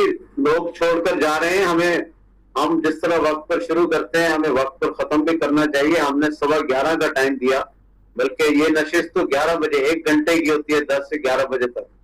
اور اب لوگ چھوڑ کر بھی جا رہے ہیں. 26-27 لوگوں میں سے اب 16 باقی رہ گئے. یہ ستی صاحب سے میری گزارش ہے کہ اس نشست کو یہی منقطع کر دیا جائے اگر مناسب سمجھیں. الوری صاحب کے سوالات بہت اہم ہیں. اگلی دفعہ انہی سوالات کی بنیاد پر پہلے جواب کی صورت میں ان کا خطاب ہو جائے مسعود برہانی صاحب کا، اور اس کے بعد پھر مزید سوال جواب بھی لوگوں نے اپنے ہاتھوں کے نشان بنا کر ختم کر دیے. اگر یہ میری تجویز مناسب سمجھے ستی صاحب تو میں پھر عرض کروں گا کہ اس نشست کو یہی منقطع کر دیا جائے اور اگلی دفعہ پھر صدارتی خطے میں اس کو سمیٹ دیا جائے. بہت شکریہ جی. اس دفعہ فرید الدین مسعود صاحب کے اس تقریر کے اندر ماشاءاللہ میکسیمم حاضری تھی، اتنی حاضری کبھی نہیں ہوئی. بڑے اچھے طریقے سے بیان کیا گیا. صاحب نے سیر اصل सुन लिया, इसलिए हम कलमकार वहाँ के रूए रवा डॉक्टर प्रोफेसर साजिद खाकवानी साहब की बात पे अमल करते हैं, और मैं डॉक्टर यासुर हुसैन सत्ती जो इस प्रोग्राम के मुंतजिम है उनसे भी यही दरख्वास्त करता हूँ, सिर्फ मतलब ये है कि ये दुआ फरमा दें।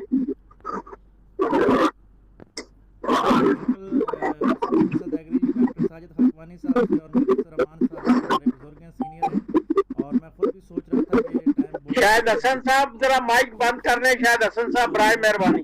बाकी कोई गुफ्तगू नहीं है जी। फरीदुद्दीन साहब का बहुत शुक्रिया जी, बहुत ज़्यादा शुक्रिया, तो इन्होंने हक अदा किया। लेकिन ये अगली नशस्त अभी से जी फरीदुद्दीन साहब को हम रिक्वेस्ट करते हैं कि इसी का पार्ट 2 जो है वो अगली जुमरात को, शायद ईद की वजह से प्रोग्राम ना हो सके तो उससे अगली जुमरात को वो प्रोग्राम होगा इसी तरह, और फरीदुद्दीन साहब ही इसको कंटिन्यू करेंगे। अलवरी साहब के सवाल जवाब, उनके सवालों के जवाब और मज़ीद इसमें जो बेहतरी ला सकते हैं वो फरीदुद्दीन साहब अपना मुकाला मज़ीद लेके आएँ, तो अगली दफ़ा इस पर मज़ीद इंशाअल्लाह गुफ्तगू होगी। तो मैं इस वक्त आज़ाद कश्मीर की खूबसूरत वादियों वादी लीपा में हूँ, तो इस वजह से आज का प्रोग्राम भी जो है वो डॉक्टर खाकवानी साहब ने किया है। तो इन खूबसूरत वादियों से जी आप सबको मुबारकबाद और ठंडी हवाओं के साथ जी अस्सलामु अलैकुम वरहमतुल्लाहि वबरकातुहू, इस दुआ के साथ कि इंशाअल्लाह अगले प्रोग्राम में हम फिर ज़िक्र की अलावत से और फ़िक्र की चाशनी से मुस्तफ़ीद हो सकेंगे।